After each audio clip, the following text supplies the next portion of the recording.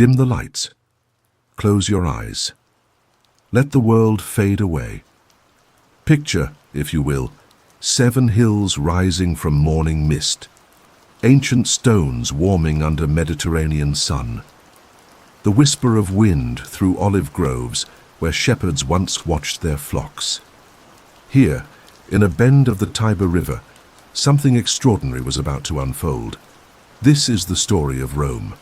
Not just an empire, but a dream that consumed the world. A dream born from mud and ambition, forged in blood and bronze, and written across centuries like poetry in stone. Tonight, we journey together through the echoes of time, where the footsteps of farmers became the march of legions, where a small city on 7 hills reached out to touch the edges of the known world. But before we begin, subscribe to the Dreaming of Past channel.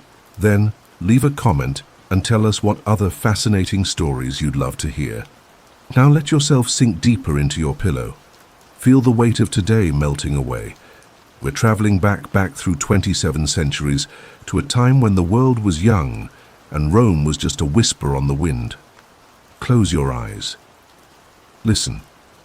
Can you hear it? The gentle lapping of the Tiber against ancient shores, the distant sound of bronze bells, the soft rustle of togas in a forum that hasn't yet been built. This is where our story begins. In the beginning, there was only mist and memory.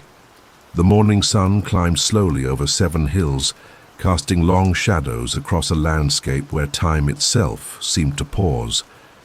These hills, Palatine, Capitoline, Aventine, Quirinal, Viminal, Esquiline, and Caelian, rose like sleeping giants from the banks of the Tiber, their slopes covered in oak and pine, their valleys filled with the songs of shepherds and the lowing of cattle.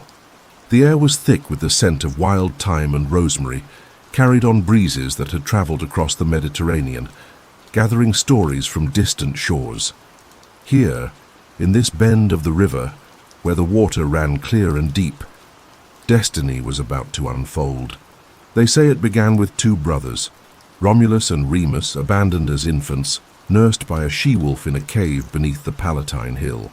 The legend speaks of divine blood running through their veins, descendants of Aeneas, the Trojan hero who carried the sacred fires of Troy to Italian shores. But legends are like morning mist. They blur the edges of truth, making everything seem more beautiful, more mysterious. What we know is this. On the 21st day of April, in the year we now call 753 BCE, something changed.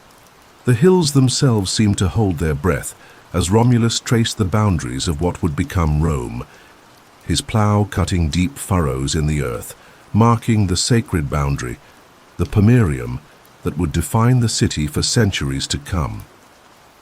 The ritual was ancient, borrowed from the Etruscans who had taught these Latin shepherds the mysteries of reading omens in the flight of birds, the flash of lightning, the entrails of sacrificed animals.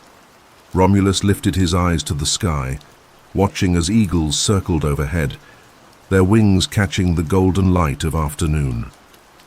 12 birds he counted, a sign of favor from the gods, a promise of greatness written in the language of the heavens. But greatness requires sacrifice, and the first blood to stain Roman soil was that of a brother. Remus, mocking the low walls of his brother's new city, leaped across them in jest. The boundary was sacred, inviolable. In a rage that would echo through the ages, Romulus struck down his twin, and the 7 hills were baptized in fratricide. "So perish all who dare to cross the walls of Rome," Romulus declared, his voice carrying across the valleys like thunder. And perhaps in that moment of violence and grief, the character of Rome was set, a city that would grow great through conquest, that would demand absolute loyalty, that would never forget the price of defiance. The sun set that day on a city of perhaps 1,000 souls, mostly shepherds and farmers, runaway slaves and outcasts seeking a new beginning. Their houses were simple, wattle and daub with thatched roofs, clustered around springs and along the ridges of the hills.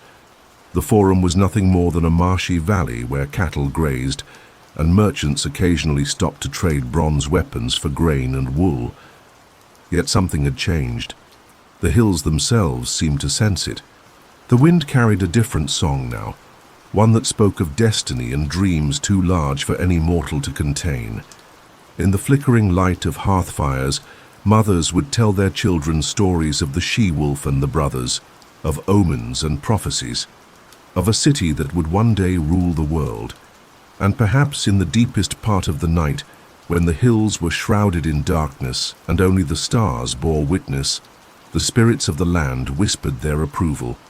For they had seen the hearts of men before, had watched civilizations rise and fall like waves upon the shore. But this was different. This was Rome. The Tiber flowed on, as it had for countless centuries, carrying the dreams of shepherds toward the sea. But now it carried something else, the first breath of an empire that would span 3 continents and endure for more than 1,000 years. In the morning, when the mist cleared and the sun climbed once again over the 7 hills, the work would begin. Romans would take up their tools, not just plows and shepherds' crooks, but swords and spears, the instruments of conquest. They would build roads that would carry Roman law to the ends of the earth, aqueducts that would bring mountain springs to desert cities, walls that would stand for millennia. But all of that lay in the future, hidden like seeds in the darkness of time. For now there was only this, a small city on 7 hills, a people bound together by blood and oath, and the endless murmur of the Tiber carrying their dreams toward the sea. Sleep now, as Rome slept in those first nights, cradled by the hills, watched over by the stars, dreaming of glories yet to come. Dawn broke gently over the 7 hills, painting the Tiber silver gold in the early light. The city of Romulus grew slowly, like a tree taking root in rich soil, its population swelling with refugees and outcasts, merchants and adventurers drawn by the promise of new beginnings. But Rome faced a problem that would have destroyed lesser cities. It was a city of men, the shepherds and farmers, the runaway slaves and exiled princes who had answered Romulus's call. They were overwhelmingly male. And a city without women is like a flame without fuel. It may burn brightly for a moment, but it cannot endure. The surrounding tribes, the Latins, the Sabines, the Etruscans, looked upon this upstart settlement with suspicion and refused to give their daughters in marriage to Romans. Romulus, now king of this growing city, stood one evening on the Palatine Hill, watching the last light fade from the western sky. The air was soft with the scent of jasmine and wild roses, and somewhere in the distance, a shepherd's flute played a melody that seemed to carry all the longing of the world. "We must find a way," he murmured to himself, and the hills seemed to listen, holding their breath in the gathering darkness. The solution came to him like a vision in the night, a festival, a celebration so magnificent that no tribe could refuse to attend. The Consualia, dedicated to Consus, the god of the harvest and the council of the gods. Invitations were sent throughout Latium, carried by messengers who spoke of games and feasts, of prizes and entertainments that would surpass anything the region had ever seen. And they came, the Sabines especially, proud mountain people with their flowing robes and intricate jewelry, their daughters beautiful as spring flowers, their sons strong as young bulls. They came with their families, their elders, their children, drawn by curiosity and the promise of sport. The festival was everything Romulus had promised. For 3 days, the valleys between the hills echoed with laughter and music. Wrestlers grappled in the sand while crowds cheered. Chariots raced around improvised tracks. Poets recited the old stories, their voices weaving spells in the firelight. The air was thick with the smoke of roasted meat and the sweet scent of wine mixed with honey. But on the 3rd day, as the sun reached its zenith and the games reached their climax, Romulus gave a signal. Romans throughout the crowd drew their swords, not to kill, but to claim. Each man had chosen his bride during the days of celebration, and now they acted as one, sweeping the Sabine women into their arms and spiriting them away to the safety of the hills. The Sabine men, caught off guard, outnumbered, and scattered throughout the crowd, could do nothing but rage and threaten vengeance. Their king, Titus Tatius, stood like a mountain storm, his eyes flashing with fury as he watched his daughters and granddaughters disappear into the Roman crowd. "This betrayal will not stand," he declared, his voice carrying across the valley like thunder. "We will return with spears and fire, and Rome will burn for this dishonor." But the women themselves, the women were not merely victims in this ancient drama. They were daughters of the mountains, raised on stories of courage and sacrifice, taught that survival sometimes requires difficult choices. And in the days that followed, as they lived among the Romans, tended their hearths, bore their children, something unexpected happened. Love grew like wildflowers in the cracks of stone. Not the romantic love of poets, but something deeper, the love of shared struggle, of common purpose, of two peoples becoming one. The Sabine women found themselves torn between two worlds, the mountain homes of their birth and the hilltop city that had become their new reality. Years passed. The children grew, half Roman, half Sabine, carrying the blood of both peoples in their veins. And when Titus Tatius finally came with his army, when the Sabines and Romans faced each other across the valley with bronze spears glittering in the morning sun, it was the women who stepped between them. They came down from the hills like a river of white and gold, their children in their arms, their voices raised not in battle cry but in supplication. Hersilia, wife of Romulus, spoke for all of them, her words carrying the weight of years and the wisdom of mothers. "We are no longer Sabine or Roman, but both. Our children carry the blood of two peoples, and we will not see them orphaned by the pride of their fathers. If you must fight, you must first kill us, for we will not stand aside while our husbands and fathers destroy each other."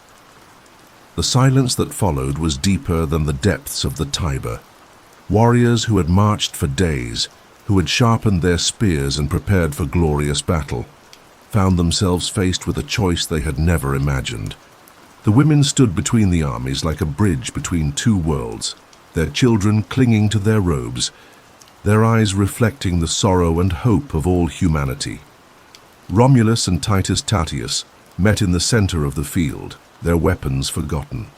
They were old men now, their beards white as winter snow, their eyes holding the wisdom that comes only from the long experience of leadership.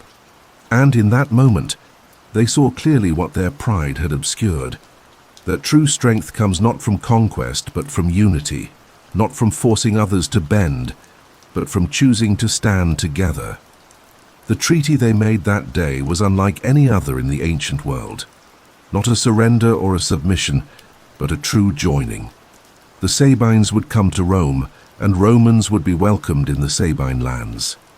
Titus Tatius would rule alongside Romulus, and their peoples would become one people, their gods sharing the same temples, their children learning the same songs. And so Rome learned its first great lesson, that an empire is not built on the backs of the conquered, but on the willing alliance of the strong. The Sabine women, taken by force but won by love, became the mothers of a new kind of people, neither fully Roman nor fully Sabine, but something entirely new. In the years that followed, as the city grew and prospered, as new tribes were welcomed and new alliances forged, the story of the Sabine women was told and retold, not as a tale of conquest, but as a story of transformation, of how strangers can become family, how enemies can become allies, how the courage of women can change the course of history. The Tiber flowed on, carrying the songs of two peoples become one toward the distant sea. And in the evening, when the work was done and the families gathered around their fires, Roman children would ask their grandmothers to tell them again the story of the brave women who stopped a war with nothing but their love and their courage. Sleep now, as those children slept, dreaming of heroes and heroines, of courage and sacrifice, of a time when the world was young and love could conquer even the pride of kings. Time flows like honey in the ancient world, golden and slow, pooling in the places where memory gathers. A century and a half had passed since the Sabine women stood between armies, and Rome had grown from a hilltop settlement into something that whispered of greatness. But it was still rough-hewn, still wearing the clothes of shepherds and farmers, even as it dreamed of silk and gold.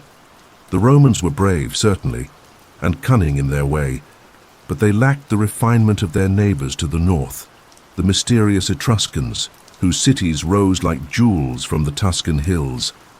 The Etruscans, even their name seems to carry secrets, like incense smoke curling from hidden altars. They were the teachers of early Italy, the keepers of ancient wisdom brought from the East when the world was young. In their cities, Veii Tarquini Caere, bronze-smiths created works of art that seemed to breathe with life.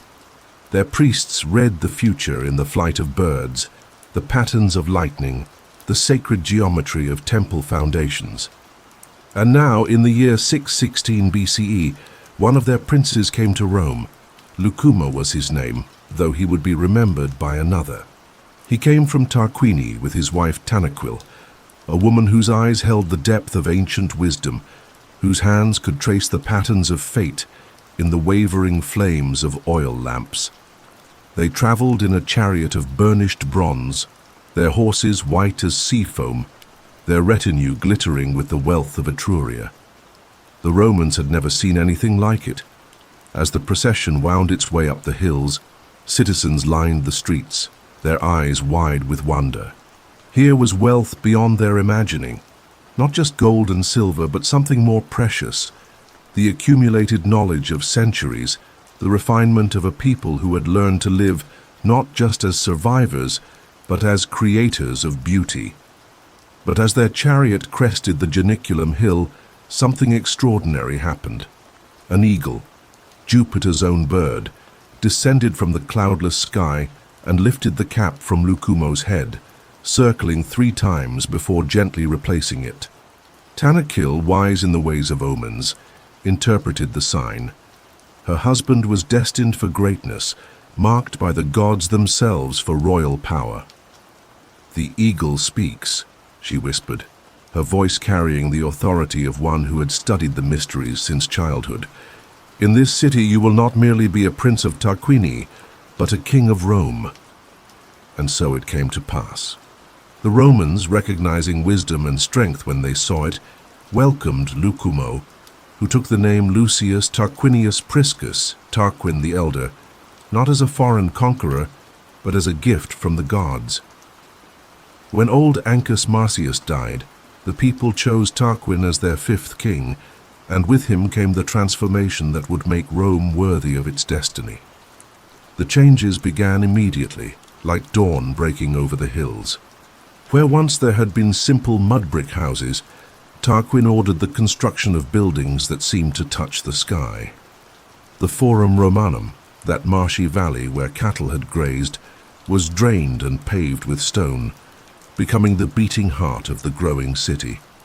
But the greatest wonder was the Circus Maximus, a vast oval valley carved between the Palatine and Aventine hills. Here, 250,000 Romans would one day gather to watch chariots race around the Spina, their cheers echoing from the surrounding hills like thunder. But even in its early form, wooden benches rising in tiers from the track, it spoke of a vision that saw Rome not as a collection of hills, but as a single magnificent whole. The Etruscans brought more than architecture. They brought the mysteries of engineering, how to channel water through underground passages, how to build bridges that could span the Tiber, how to create sewers that would keep the city clean for centuries. The Cloaca Maxima, the Great Sewer, was begun in these days, a tunnel carved through solid rock that still functions today, nearly 3 millennia later. But perhaps their greatest gift was less tangible, the gift of ceremony, of ritual, of understanding that a great city must be more than mere stone and bronze. From the Etruscans, the Romans learned the art of the triumph, the magnificent procession that would one day carry victorious generals through streets lined with cheering crowds. They learned the sacred mysteries of the auguries, the reading of omens that would guide every important decision for centuries to come. Tanakil herself became a figure of legend, the queen who could read the future in the dancing flames of temple fires. When a slave boy named Servius Tullius fell asleep in the palace, she saw divine fire playing around his head and knew that he too was marked for greatness. She raised him as her own son, and when Tarquin was murdered by the vengeful sons of Ancus Marcius, she placed the crown upon Servius's head with her own hands. "Let the people know," she commanded, her voice carrying the authority of one who had spoken with gods, "that their king lives and rules still." And Servius Tullius, the slave who became a king, proved worthy of her faith. He expanded the city's boundaries, built the first wall that would encircle all 7 hills, and created the census that would become the foundation of Roman law. Under his rule, Rome grew from a city of perhaps 50,000 to twice that number, drawing people from throughout Italy with the promise of justice and opportunity. The Etruscan influence flowed through Rome like wine through water, transforming everything it touched. Roman nobles began to dress in togas bordered with purple, the color of royal authority. They learned to recline on couches while dining, to appreciate the subtle flavors of wine mixed with honey and spices. Their children learned to read and write, not just in Latin but in Greek and Etruscan as well. But the greatest transformation was in the Roman mind itself. The Etruscans taught them to think beyond mere survival, to imagine themselves as inheritors of a tradition that stretched back to the dawn of civilization. They learned that they were not just farmers and shepherds who happened to live on 7 hills, but citizens of a city that might one day rival the greatest powers of the Mediterranean world. The temples they built in these years, to Jupiter on the Capitoline Hill, to Juno and Minerva, to the ancient gods of hearth and field, were not just places of worship but statements of identity. Their walls were decorated with terracotta sculptures that told the stories of gods and heroes, their foundations laid according to the sacred geometry that connected earth to heaven. And at night, when the work was done and the city settled into sleep, the Romans would gather in the Forum to hear the stories of their growing greatness. Poets would recite the tales of Aeneas and the fall of Troy, of Romulus and the she-wolf, of the Sabine women and the eagle that crowned a king. These stories, told and retold, began to weave themselves into the very fabric of Roman identity. The Tiber flowed on, carrying the dreams of an ever-growing city toward the sea. But now it carried something new, the confidence that comes from knowing one's place in the great story of the world. Rome was no longer just a city among cities, but a chosen people, blessed by the gods, destined for greatness. Sleep now as the Romans slept in those transformative years, dreaming of temples and triumphs, of a future written in gold and marble, of a destiny that would span the known world. The night air was heavy with the scent of jasmine and the distant sound of the Tiber lapping against its banks.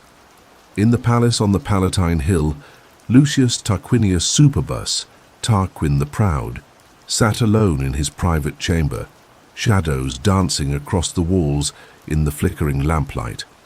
The last king of Rome, though he could not know it yet, was contemplating the weight of absolute power. 25 years had passed since he had seized the throne from his predecessor, Servius Tullius, in a palace coup that had stained the steps of the Curia with blood. Tarquin the Proud was everything his name suggested: brilliant, ruthless, magnificent, and utterly without mercy.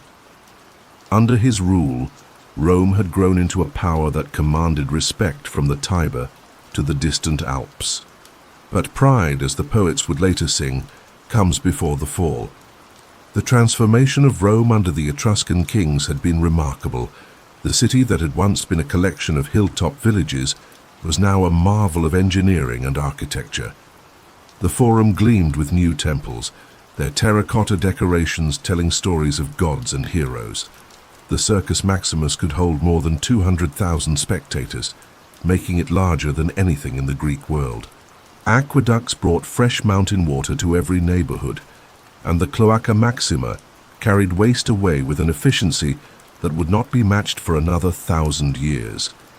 Yet beneath this glittering surface, something fundamental had changed in the Roman spirit.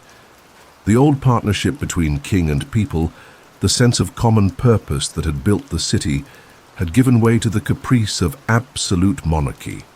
Tarquin ruled not through the consent of the Senate or the approval of the people, but through fear and the loyalty of his Etruscan bodyguard.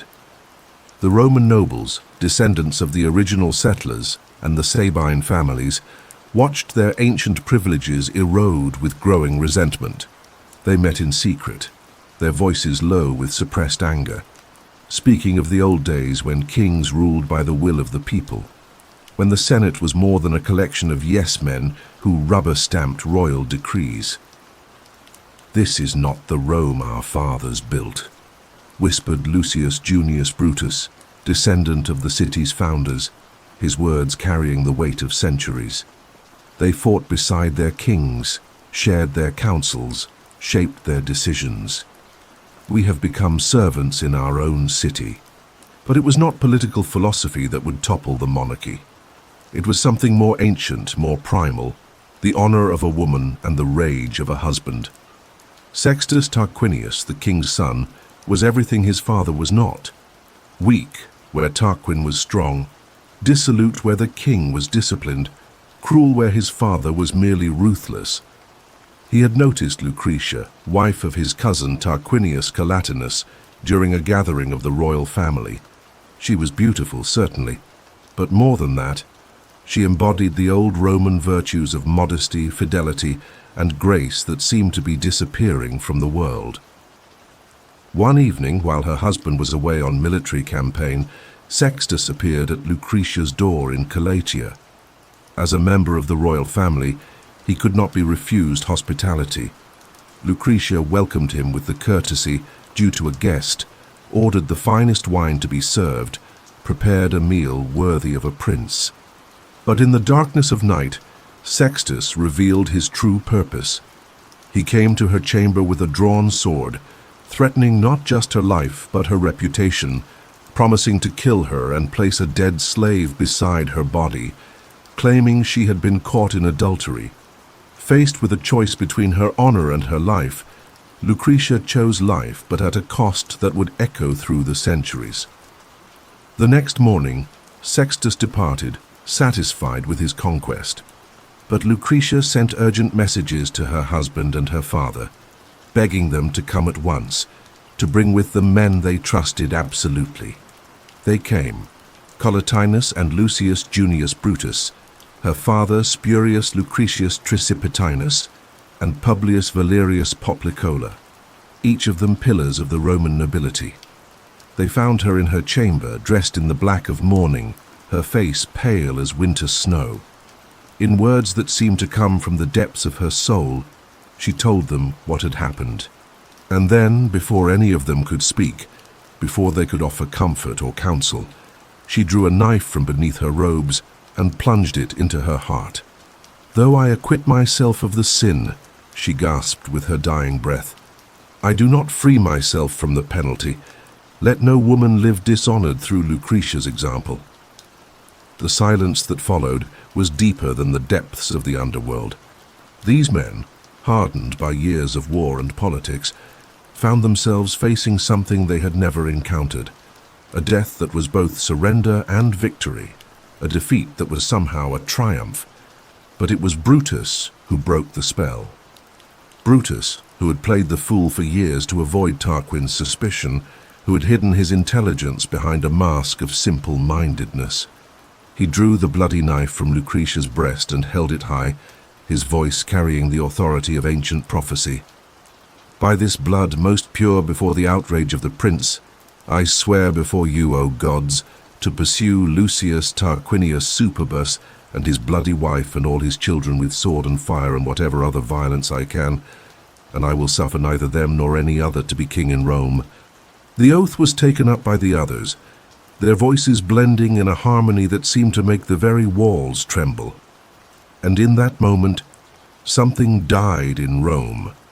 Not just a woman, but an entire way of being, an acceptance of tyranny that had grown like a cancer in the Roman soul. They carried Lucretia's body to the Forum, where the sight of her pale beauty, stained with blood, drew crowds from every corner of the city. Brutus spoke to the people as he had never spoken before, his words carrying the fire of long-suppressed truth.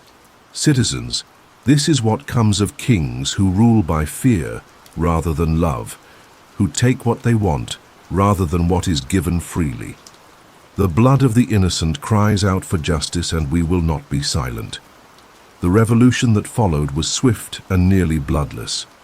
The Roman people, who had endured Tarquin's tyranny for 25 years, rose as one. The king and his family fled the city, carrying with them only what they could load onto their chariots. The gates of Rome swung shut behind them, never to open again for a king. But the Romans faced a question that would determine their fate.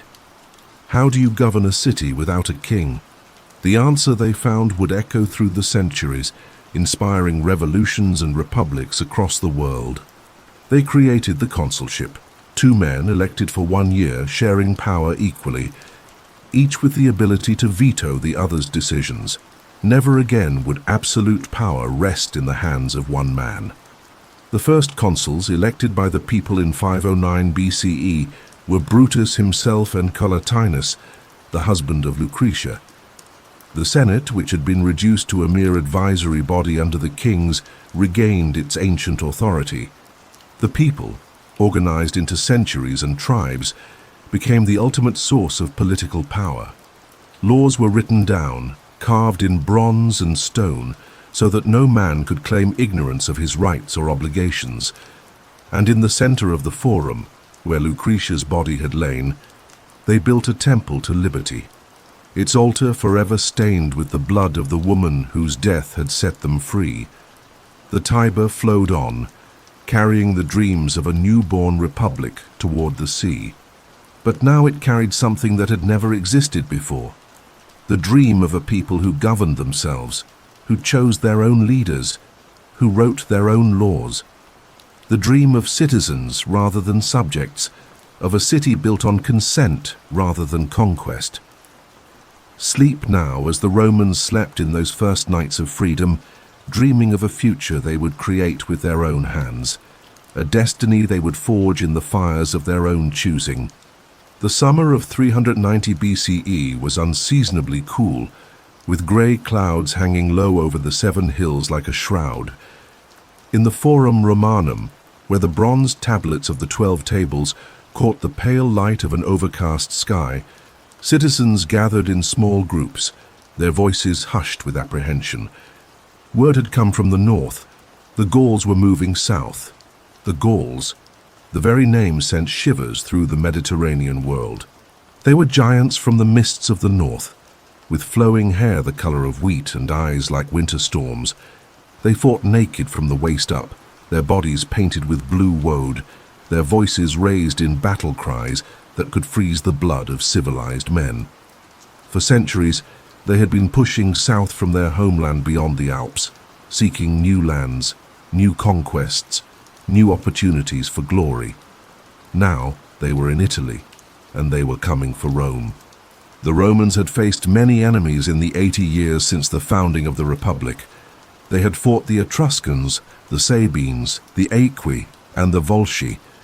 They had learned the hard lessons of war, developed the discipline that would one day conquer the world. But they had never faced anything like this. The Gallic army that swept down from the north was unlike anything in Roman experience. These were not the organized legions of civilized peoples fighting for defined political goals.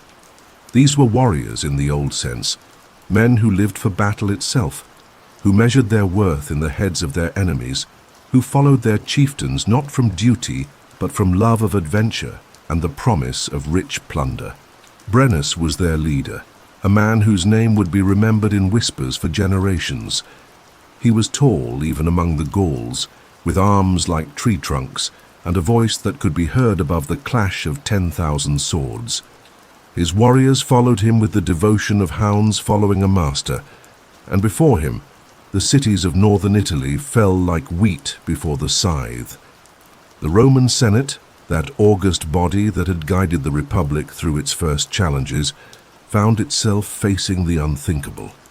For the first time in their history, an enemy army was marching directly toward Rome itself.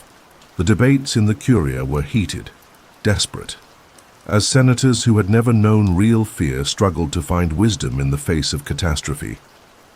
"We must meet them in the field," declared Marcus Manlius, his voice carrying the authority of one who had commanded legions. "If we let them reach the city, if we cower behind our walls, we will be seen as cowards throughout Italy." Others urged caution.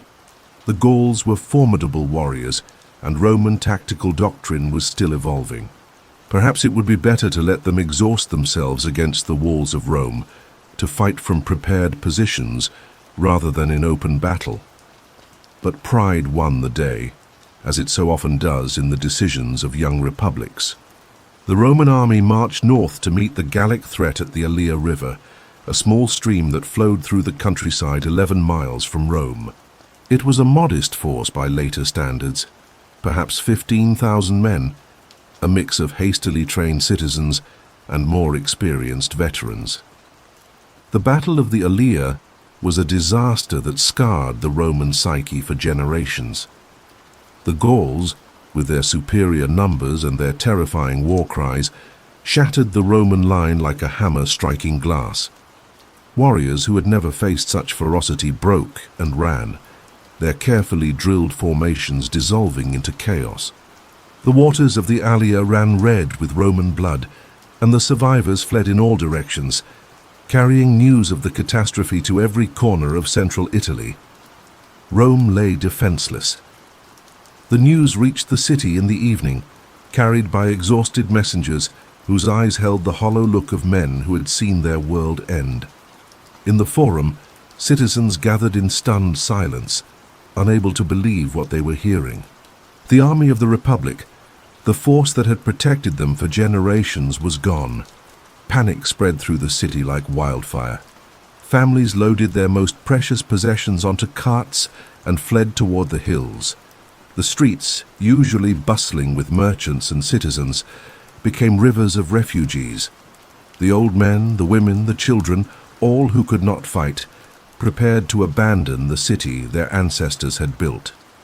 But some refused to leave. The priests of Jupiter, Juno, and Minerva declared that they would remain in their temples whatever the cost. The senators, those aging guardians of the Republic, announced that they would stay in their curule chairs, dressed in their finest robes, waiting for death with the dignity befitting their station. And on the Capitoline Hill, the youngest and strongest of the remaining Romans gathered with whatever weapons they could find. They were not soldiers. Most of the real army lay dead at the Allia, but they were Romans and they would not surrender their city without a fight. The Gauls entered Rome 3 days later, their victory cries echoing from the empty streets. They found a city of ghosts, its buildings intact but its people vanished. In the Forum they discovered the senators sitting in their ivory chairs, motionless as statues, their faces set in expressions of stoic determination. For a long moment, the two cultures faced each other across the vast gulf of civilization. The Gauls, victorious barbarians drunk on conquest, and the Romans, defeated but unbroken, maintaining their dignity even in the face of death.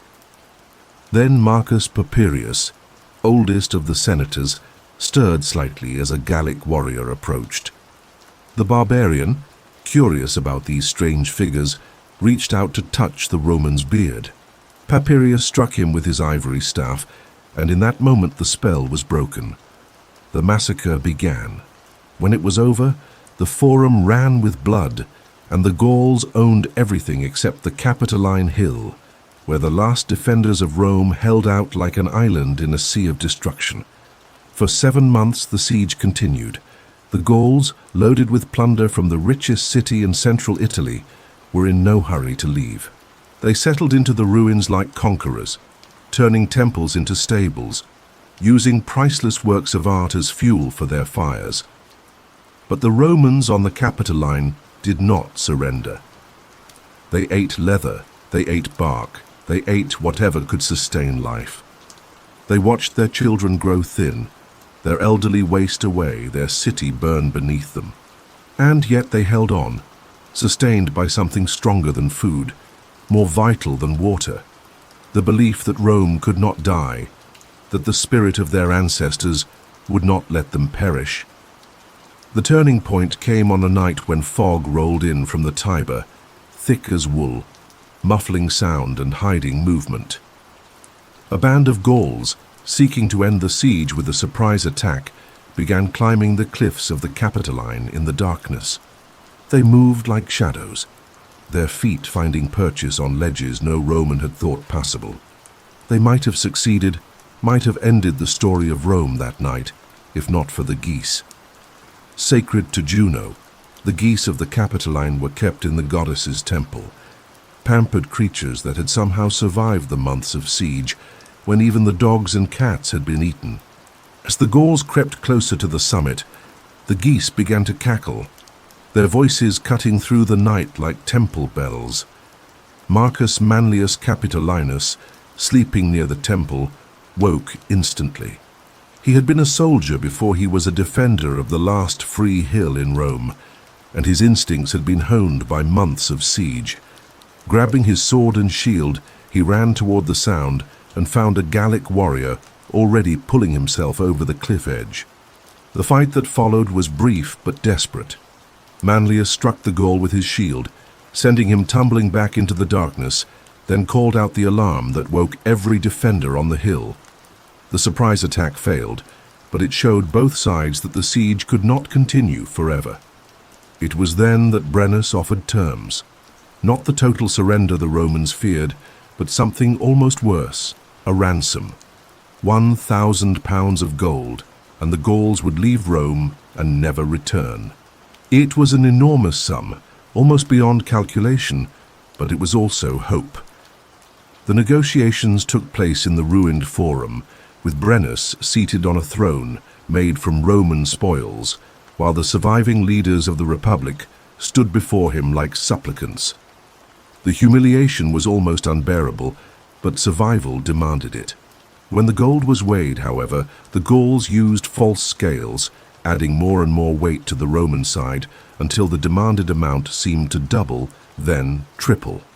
The Roman negotiator Quintus Sulpicius protested bitterly, his voice shaking with rage and shame. Brennus laughed, a sound like thunder rolling across the hills. He drew his great iron sword and threw it onto the scales with the false weights, adding insult to injury. Vae victis, he declared. Woe to the conquered. It was then, at the moment of Rome's deepest humiliation, that salvation appeared. Marcus Furius Camillus, the great general who had been exiled from Rome years before, arrived with an army of Romans who had survived the disaster at the Allia. He had been gathering forces in the countryside, waiting for his moment, and now he struck like a thunderbolt. No gold for barbarians, Camillus declared, his voice carrying the authority of ancient virtue. Rome is redeemed with iron, not gold. The battle was swift and decisive. The Gauls, fat with months of plunder and unprepared for serious resistance, were scattered like leaves before a storm. Brennus himself fell beneath Roman swords, and his great army melted away into the northern mists from which it had come. But the real victory was not in the destruction of the Gallic army. It was in what the Romans had learned about themselves during those 7 months of siege. They had discovered that they could endure anything, sacrifice everything, and still remain Roman. They had learned that their city was not just buildings and walls, but something that lived in their hearts and could not be destroyed by fire or sword. In the years that followed, as Rome rebuilt itself from the ashes, the memory of the Gallic siege became a touchstone of Roman identity. Children learned the story of Marcus Manlius and the sacred geese, of the senators who chose death over dishonor, of the ransom that was never paid. They learned that being Roman meant never surrendering, never giving up, never accepting defeat as final. The new city that rose from the ruins was stronger than the old. The walls were higher, the defenses more sophisticated, the army larger and better trained. But more importantly, the Roman spirit had been tempered in the fire of ultimate trial and found to be unbreakable. The Tiber flowed on, carrying the ashes of the old Rome toward the sea, but also carrying the seeds of the new. And in the evening, when the work of rebuilding was done, Roman parents would tell their children the story of the darkest hour, when the city died and was reborn, when defeat became the foundation of future victory. Sleep now, as the Romans slept in those years of renewal, dreaming of a future built on the unshakable foundation of survival, of a destiny that no barbarian horde could destroy. In the morning mist that rose from the valleys of central Italy, where olive groves caught the first light of dawn, and the scent of wild thyme drifted on mountain breezes, a new chapter in Rome's story was about to unfold. The city had rebuilt itself after the Gallic catastrophe, stronger and more determined than ever, but it remained merely one power among many in the chaotic mosaic of the Italian peninsula. To the south and east, in the rugged mountains of the Apennines, lived a people as fierce and proud as the Romans themselves, the Samnites. They were hill folk, shepherds and warriors who had learned their crafts in valleys where eagles nested and wolves still howled at the moon. Their cities were fortresses perched on mountain peaks, their armies were mobile and disciplined, and their determination to remain free was as unyielding as the rocks of their homeland. For more than 50 years, Rome and the Samnites would test each other in a series of conflicts that would transform both peoples and determine the future of Italy. These were not the swift campaigns of later Roman expansion, but grinding wars of attrition that lasted generations, conflicts where victory was measured not in miles conquered, but in the hard-won wisdom of survival. The first war began almost by accident, as great conflicts often do. The city of Capua, rich and soft from centuries of prosperity, found itself threatened by Samnite raiders and appealed to Rome for protection. The Romans, still feeling the sting of their humiliation by the Gauls, saw an opportunity to project power beyond their traditional borders and accepted the alliance. But the Samnites were not Gauls. They did not fight in wild charges or rely on terror to break their enemies. They were soldiers in the truest sense, disciplined and tactical, who had learned their warfare in the same school that had produced Rome's legions, the harsh laboratory of Italian mountain fighting. The early battles of the First Samnite War were lessons in humility for both sides. At the Battle of Mount Gaurus, Roman heavy infantry crashed against Samnite phalanxes like waves against cliffs, with neither side able to claim decisive victory. The war dragged on for 7 years, each campaign season bringing new marches through hostile territory, new sieges of mountain fortresses, new tests of endurance and will. But it was the Second Samnite War, beginning in 326 BCE, that would truly forge the Roman character. This conflict would last for 20 years and teach the Romans lessons they would carry to the ends of the earth. The Samnites had used the years of peace to perfect their military system, creating the manipular formation that emphasized flexibility over brute force. They had fortified their mountain passes, secured alliances with other Italian peoples, and prepared for a war of national survival. The disaster came in 321 BCE at a place called the Caudine Forks. The Roman army, pursuing what they believed to be a retreating Samnite force, marched into a mountain valley only to discover that they had walked into a trap. The Samnites held both ends of the valley, their positions unassailable, their victory complete. The entire Roman army, 2 legions and their allies, more than 20,000 men, were forced to surrender. But the Samnites, perhaps from mercy or perhaps from political calculation, did not massacre their prisoners. Instead, they forced them to undergo a humiliation that scarred the Roman psyche far more deeply than any defeat in battle.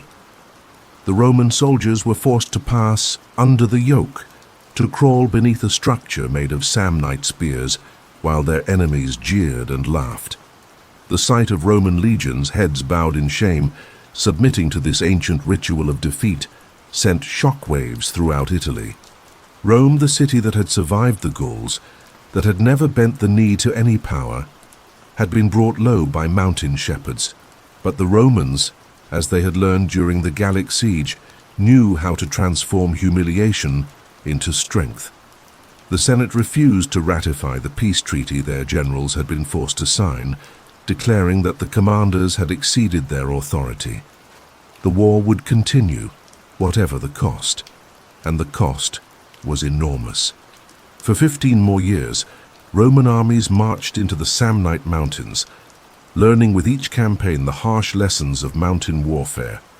They learned to fight in broken terrain, to maintain supply lines through hostile territory, to coordinate complex maneuvers across multiple theaters of operation. They learned, most importantly, that victory in Italy would require more than military skill. It would require the ability to turn enemies into allies, to offer conquered peoples a stake in Roman success, rather than simple subjugation. The network of alliances that Rome began to build during the Samnite Wars would become the foundation of its empire.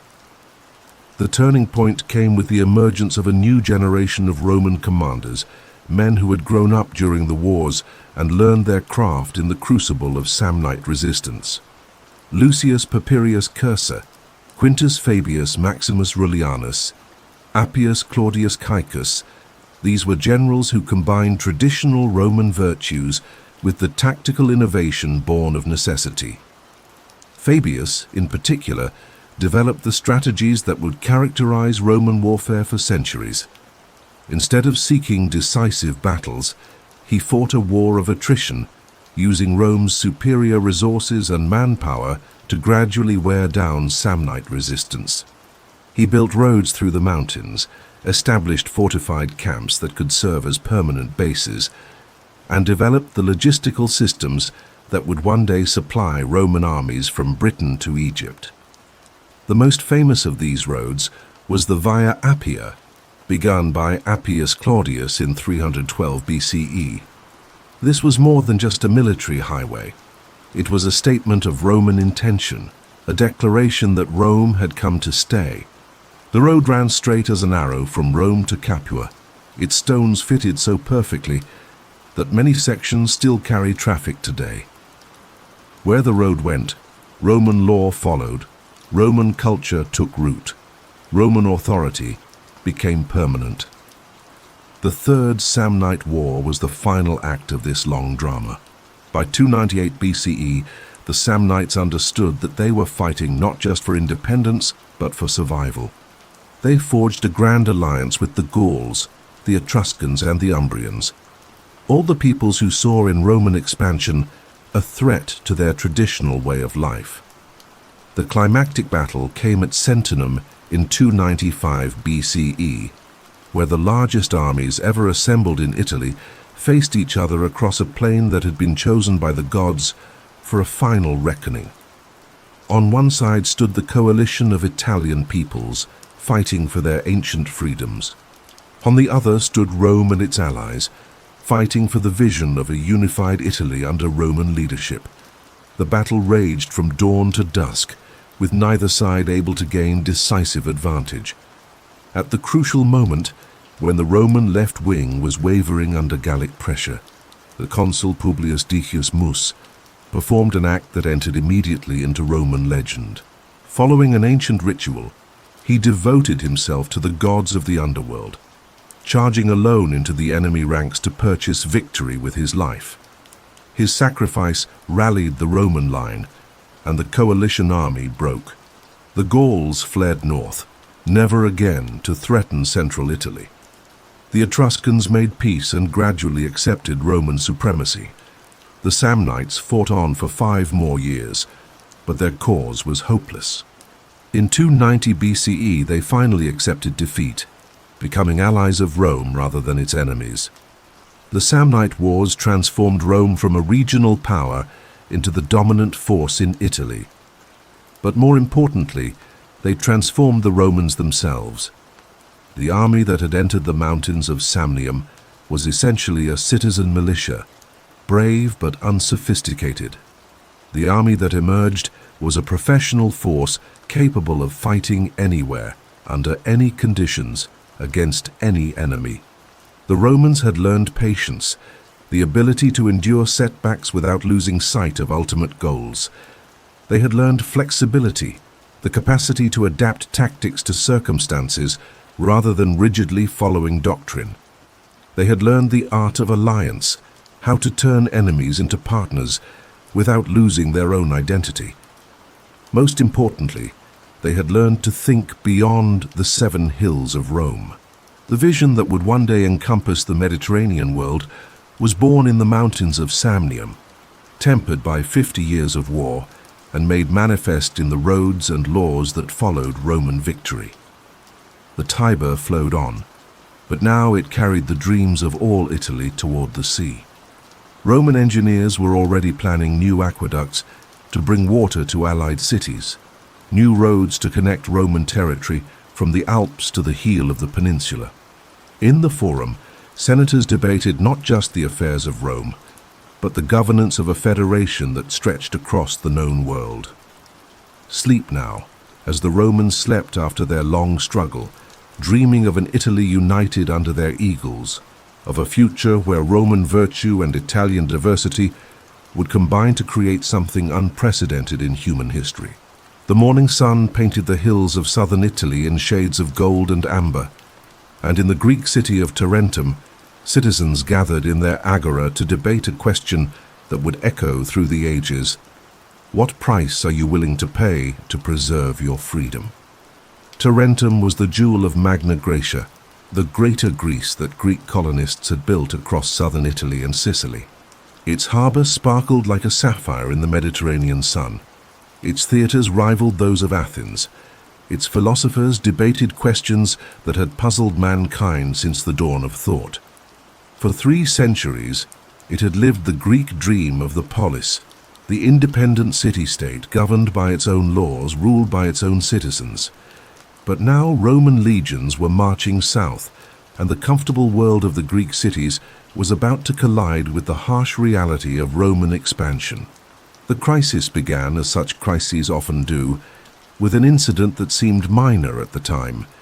Roman ships had appeared in the Gulf of Tarentum, violating an old treaty that reserved these waters for Tarentine vessels. The Tarentines, drunk on wine and ancient pride, attacked the Roman fleet, sinking several ships and killing their crews. It was an act of passion, not policy, but it would have consequences that no one could foresee. Rome demanded satisfaction, reparations, the surrender of those responsible, acknowledgement of Roman supremacy. The Tarentines, citizens of a democracy that traced its lineage to ancient Athens, voted to reject these demands. If Rome wanted submission, it would have to fight for it. But Tarentum, for all its culture and wealth, was a small city-state facing a power that had recently unified all of central and northern Italy. The Tarentines were not fools. They knew they could not stand alone against the Roman war machine. So they did what Greeks had always done when facing impossible odds. They called for help from their kinsmen across the sea. The man who answered their call was Pyrrhus, king of Epirus, and his arrival in Italy marked the beginning of one of the strangest chapters in Roman history. Pyrrhus was everything the Romans were not: brilliant, mercurial, addicted to grand gestures and impossible dreams. He was called the greatest general since Alexander the Great, and like Alexander, he lived in a world where personal glory mattered more than practical politics. He came to Italy with an army that seemed to have marched out of legend. 25,000 men, veteran soldiers trained in the Macedonian phalanx that had conquered the known world under Alexander. But more spectacular than his infantry, more terrifying than his cavalry, were the 20 war elephants that had never been seen on Italian soil. The Romans had heard of elephants, of course, those legendary beasts that Hannibal would later make famous. But hearing and seeing are different things, and when Pyrrhus's army deployed for battle at Heraclea in 280 BCE, the sight of these massive creatures, armored and carrying towers full of archers, struck terror into Roman hearts. The Battle of Heraclea was unlike anything the Romans had experienced. Their traditional tactics, perfected against Italian enemies, proved inadequate against the Macedonian phalanx. The long sarissas, 18-foot spears that created an impenetrable hedge of steel, held the Roman maniples at bay, while Pyrrhus's cavalry struck their flanks. And when the elephants charged, trumpeting like thunder, even veteran legionnaires broke and fled. Rome lost 7,000 men that day, and Pyrrhus won his victory. But as he surveyed the battlefield afterward, counting his own dead, he spoke words that would enter forever into human memory. One more such victory, and I am undone. For Pyrrhus had learned something that would haunt him for the rest of his brief life. Romans did not know how to quit. Other enemies, when decisively defeated, would seek terms, negotiate peace, accept their place in the new order. But the Romans simply recruited new legions and prepared to fight again. The war that followed was unlike anything in ancient military history. Pyrrhus won battle after battle, at Asculum, at Beneventum, displaying tactical brilliance that had not been seen since the great days of Macedonian conquest. But each victory cost him men he could not replace, while Rome, drawing on the manpower of all Italy, seemed to grow stronger with each defeat. At Asculum, the carnage was so great that Pyrrhus lost most of his officers and many of his elephants. The Roman casualties were even higher, but Rome could afford such losses. Pyrrhus could not. He was fighting with a finite army in a foreign land, while Rome was fighting for its future with the resources of an entire peninsula. Between campaigns, something remarkable happened.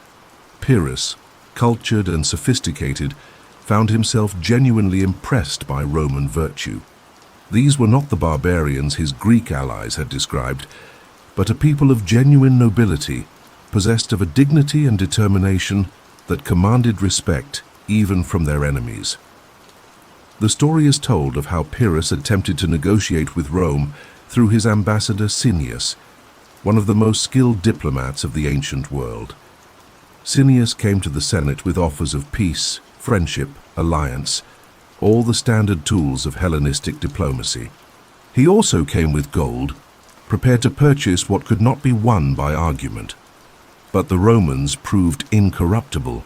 Senator after senator rejected Cineas's bribes with a disdain that left the Greek ambassador speechless. When Cineas reported back to Pyrrhus that the Roman Senate was an assembly of kings, his words carried the weight of genuine admiration. The climax of this diplomatic dance came when Rome sent its own embassy to Pyrrhus, led by Gaius Fabricius Lucinus, a man whose poverty was as famous as his integrity. Pyrrhus, seeking to understand these strange Romans, tried every method he knew to sway Fabricius, first with gold and gifts, then with threats, finally with a display of his largest elephant, brought out suddenly to terrify the Roman negotiator. Fabricius remained unmoved. "Yesterday your gold could not move me," he said calmly. "Today your threats cannot frighten me, and this beast impresses me no more than your riches." It was the response of a man whose values were not for sale, whose courage was not subject to intimidation. Pyrrhus, despite himself, was charmed by such virtue. When Fabricius's own doctor secretly offered to poison the king for a suitable reward, Pyrrhus not only rejected the offer, but warned Fabricius about his treacherous physician. "It is easier," he said, "to turn the sun from its course than to turn Fabricius from the path of honor." But personal admiration could not bridge the gap between incompatible visions of the future. Pyrrhus fought for the Greek ideal of the independent city-state, the world of Homer and Pericles, where glory mattered more than power. Rome fought for something new, a unified Italy under rational law, where diverse peoples could prosper together under Roman leadership. The end came not in a great battle, but in a gradual recognition of futility. After 6 years in Italy, Pyrrhus had won every major engagement, but was no closer to strategic victory than when he had arrived. His army was a shadow of its former self, his treasury was empty, and his enemies grew stronger with each passing season. In 275 BCE, he sailed back to Greece, leaving behind a few garrisons and many bitter allies. "I leave behind me a beautiful battlefield for Romans and Carthaginians," he reportedly said, perhaps the first man to understand that the next great conflict would be between these two emerging superpowers. The Pyrrhic War taught Rome lessons that would serve it well in centuries to come. It learned that tactical brilliance could not compensate for strategic weakness, that superior individual skill could be overcome by superior resources and determination. It learned the value of allies who shared Rome's vision rather than merely seeking protection from stronger enemies. Most importantly, it learned that Roman virtue, that combination of courage, integrity, and stubborn determination, was itself a weapon more powerful than elephants or sarissas. The world had seen many great generals, many brilliant tacticians, many armies that could win battles.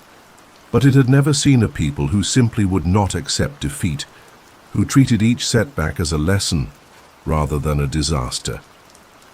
In the Forum, as news of Pyrrhus's departure spread, citizens gathered to celebrate not just military victory, but the vindication of their way of life. They had faced the best the Greek world could offer and had prevailed not through superior skill, but through superior character. The poet Ennius, years later, would capture the spirit of those days in verses that Roman school children would memorize for centuries. The Roman state stands firm on ancient customs and its men. It was more than boast. It was recognition that Rome's strength lay not in its weapons, but in its values, not in its tactics, but in its character. The Tiber flowed on, carrying Roman dreams toward a sea that would soon be Roman as well. But now it carried something new, the confidence that comes from testing yourself against the best and finding yourself worthy. Rome had faced the heirs of Alexander and had not been found wanting. Sleep now as the Romans slept in those triumphant nights, dreaming of a future where Roman virtue would carry the eagles to the ends of the earth, where the lessons learned in the mountains of Italy would serve them well on the plains of Gaul, the deserts of Africa, and the islands of the wine-dark sea. In the depths of winter, when the Alps rose like the spine of the world between Gaul and Italy, wrapped in snow and silence, a dream was being born that would haunt Roman sleep for generations. It was a dream of vengeance, nurtured in the sun-baked streets of New Carthage, whispered in the Punic tongue that carried the memories of Phoenician princes across centuries of exile and ambition. Hannibal Barca was 26 years old when he stood on the walls of Saguntum, watching his siege engines batter the ancient stones, while Roman ambassadors protested 800 miles away in the Senate House. He was tall for a Carthaginian, with the lean build of a professional soldier, and eyes that seemed to hold depths no mortal gaze should contain. Those who knew him spoke of his ability to see the battlefield not as it was, but as it would become, hours, days, even years into the future. But it was not just military genius that drove him. It was something more personal, more primal.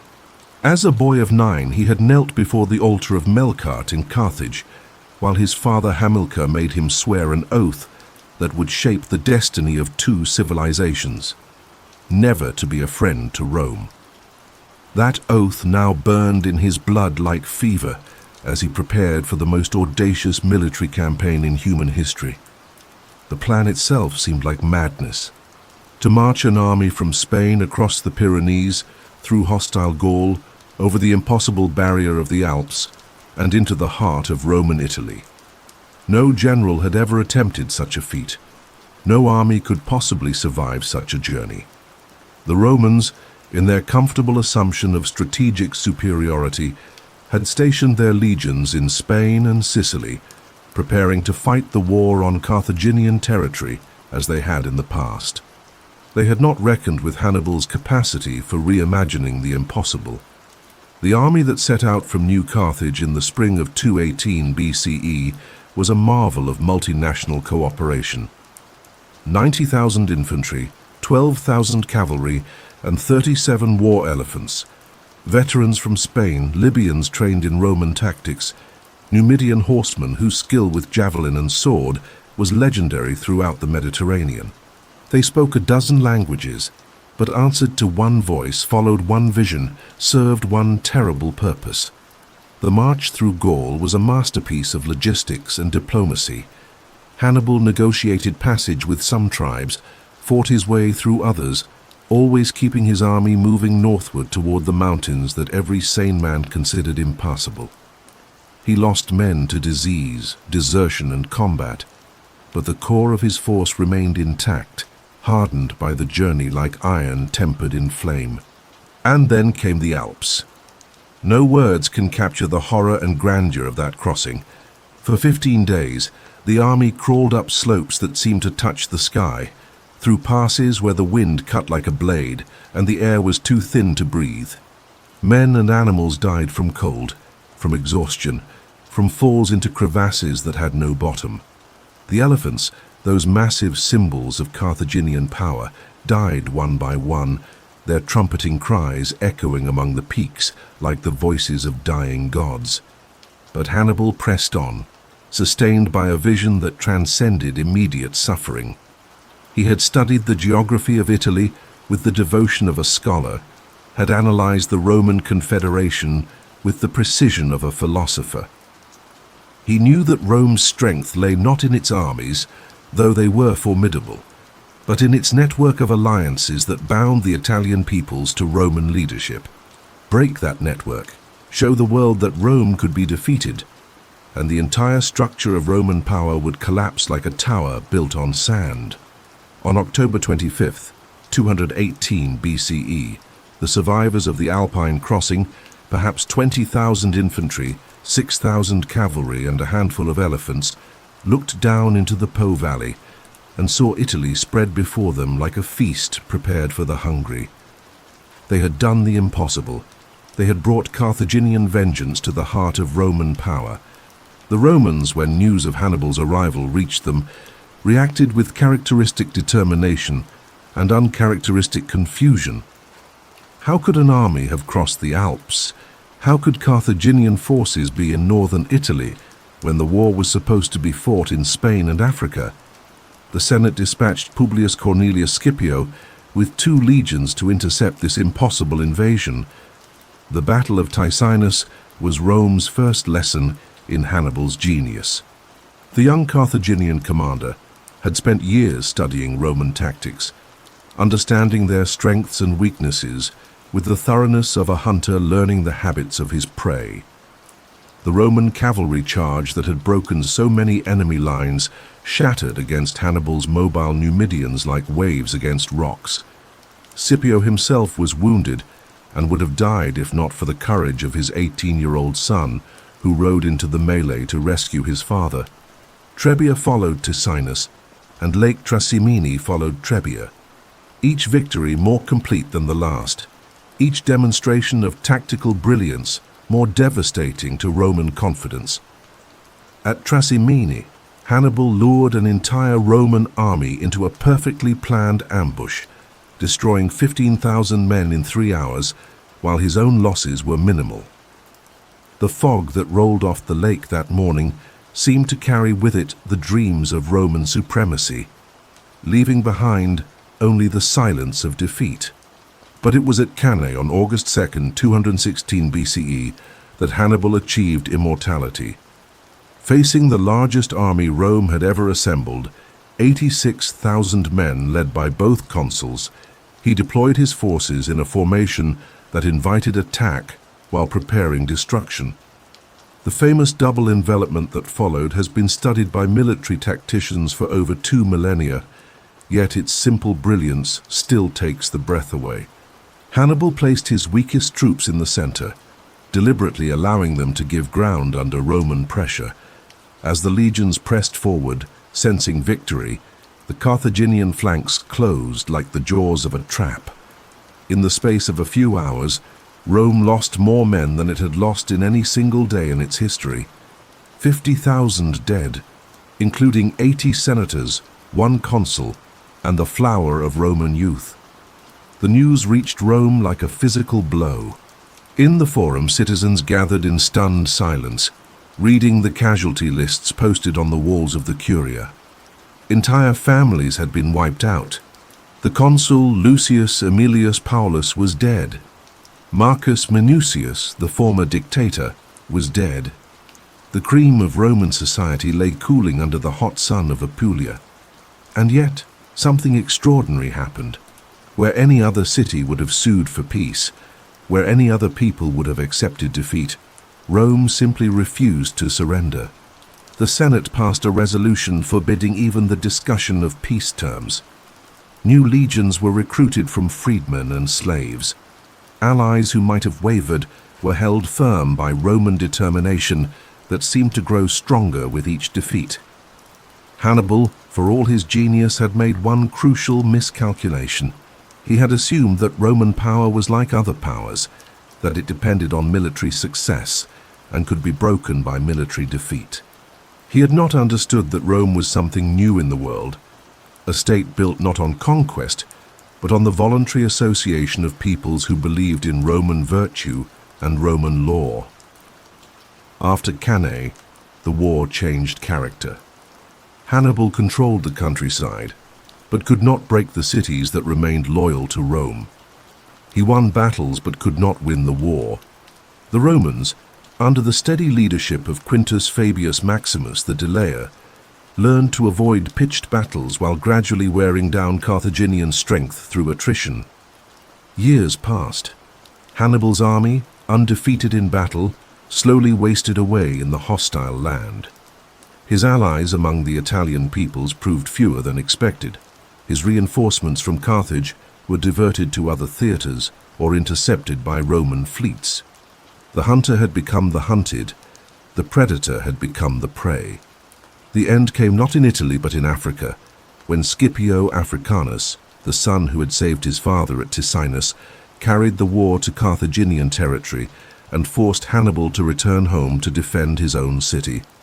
At Zama in 202 BCE, the two greatest generals of their age faced each other across a battlefield that would determine the fate of the Mediterranean world.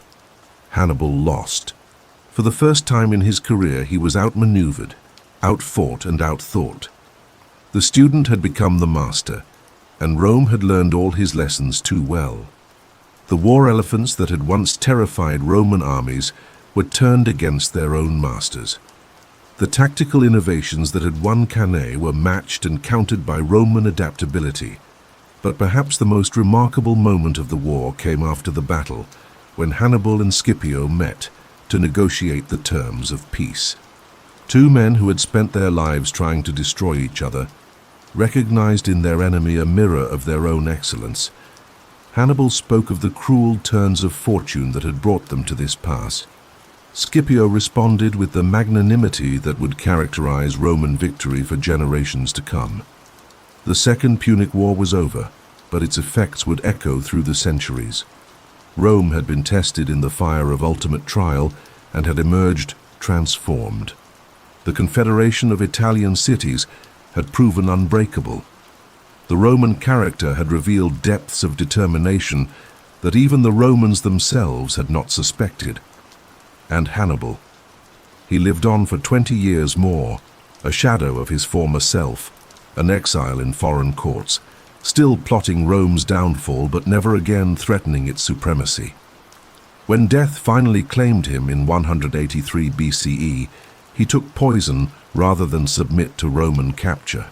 dying as he had lived, free, defiant, and utterly alone. The Tiber flowed on, carrying Roman dreams toward a sea that was now unquestionably Roman. But in the darkness of Roman nights, mothers would still whisper to their children the name that had once meant terror. Hannibal ad portas, Hannibal at the gates. It was Rome's reminder to itself that greatness exacts a price, that empire brings enemies, that even the mightiest can fall if they forget the virtues that made them great. Sleep now as the Romans slept after their great trial, dreaming of victories yet to come, but never forgetting the shadow that had once fallen across the Alps, the genius that had taught them the true measure of their own strength. Dawn broke slowly over the Aegean, painting the islands in shades of rose and gold, while in the distance the coast of Asia Minor shimmered like a mirage. The year was 200 BCE, and Rome stood at a crossroads that would determine not just its own fate, but the destiny of the entire Mediterranean world. The Romans had never wanted an empire. This may seem strange to us now, knowing how the story ends, but in those early days after Hannibal's defeat, most Romans looked eastward with reluctance rather than ambition. They were farmers and soldiers, men who understood the value of good land and strong walls, not merchants and adventurers dreaming of distant conquests. But the Greek world was collapsing, and vacuum abhors a vacuum as surely in politics as in nature. The kingdoms that Alexander the Great had carved from his vast empire were dying. In Macedonia, Philip V harbored dreams of restoring his ancestors' glory. In Syria, Antiochus III called himself the Great, and commanded armies that stretched from the Aegean to the borders of India. In Egypt, the Ptolemies ruled from Alexandria, surrounded by the accumulated wisdom of centuries, but weakened by generations of decadence and civil war. Between these great powers, the ancient Greek cities, Athens, Sparta, Rhodes, Pergamon, struggled to maintain their independence. They were like flowers blooming in the cracks of a breaking wall, beautiful but fragile, sustained more by memory than by strength. It was the island of Rhodes that first appealed to Rome for help. The Rhodians were merchants and sailors, men who understood the value of stable trade routes and predictable laws. Philip of Macedonia was threatening their commerce, and they needed a protector powerful enough to face a king. The Roman Senate debated the Rhodian request with the gravity it deserved. Some senators argued for isolation. Rome had problems enough in Italy and the Western Mediterranean without involving itself in the endless quarrels of the Greek East. Others pointed out that Philip had been Hannibal's ally, that Macedonian power left unchecked might one day threaten Rome itself. In the end, it was not ambition that decided the matter, but duty.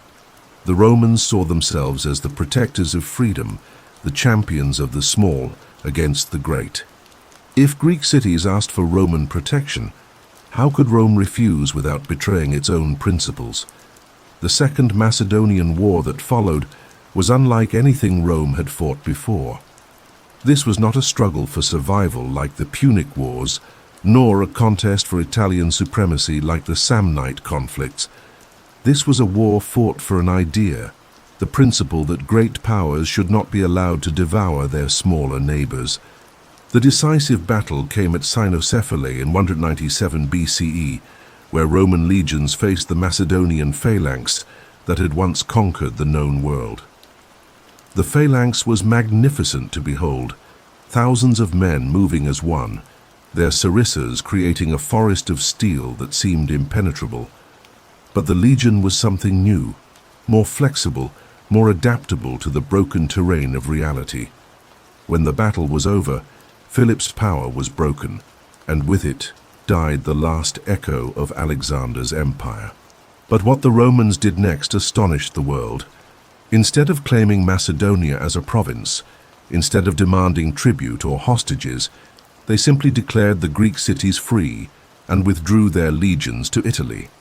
At the Isthmian Games of 196 BCE, the Roman general Titus Quinctius Flamininus stood before a crowd of 50,000 Greeks and proclaimed, The Roman Senate and people and Titus Quinctius their general, having conquered King Philip and the Macedonians, declare free without garrisons and subject to no tribute.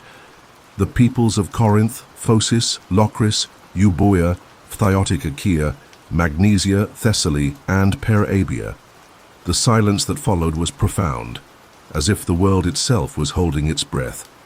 Then came an explosion of joy so intense that birds fell dead from the sky, stunned by the volume of the cheering.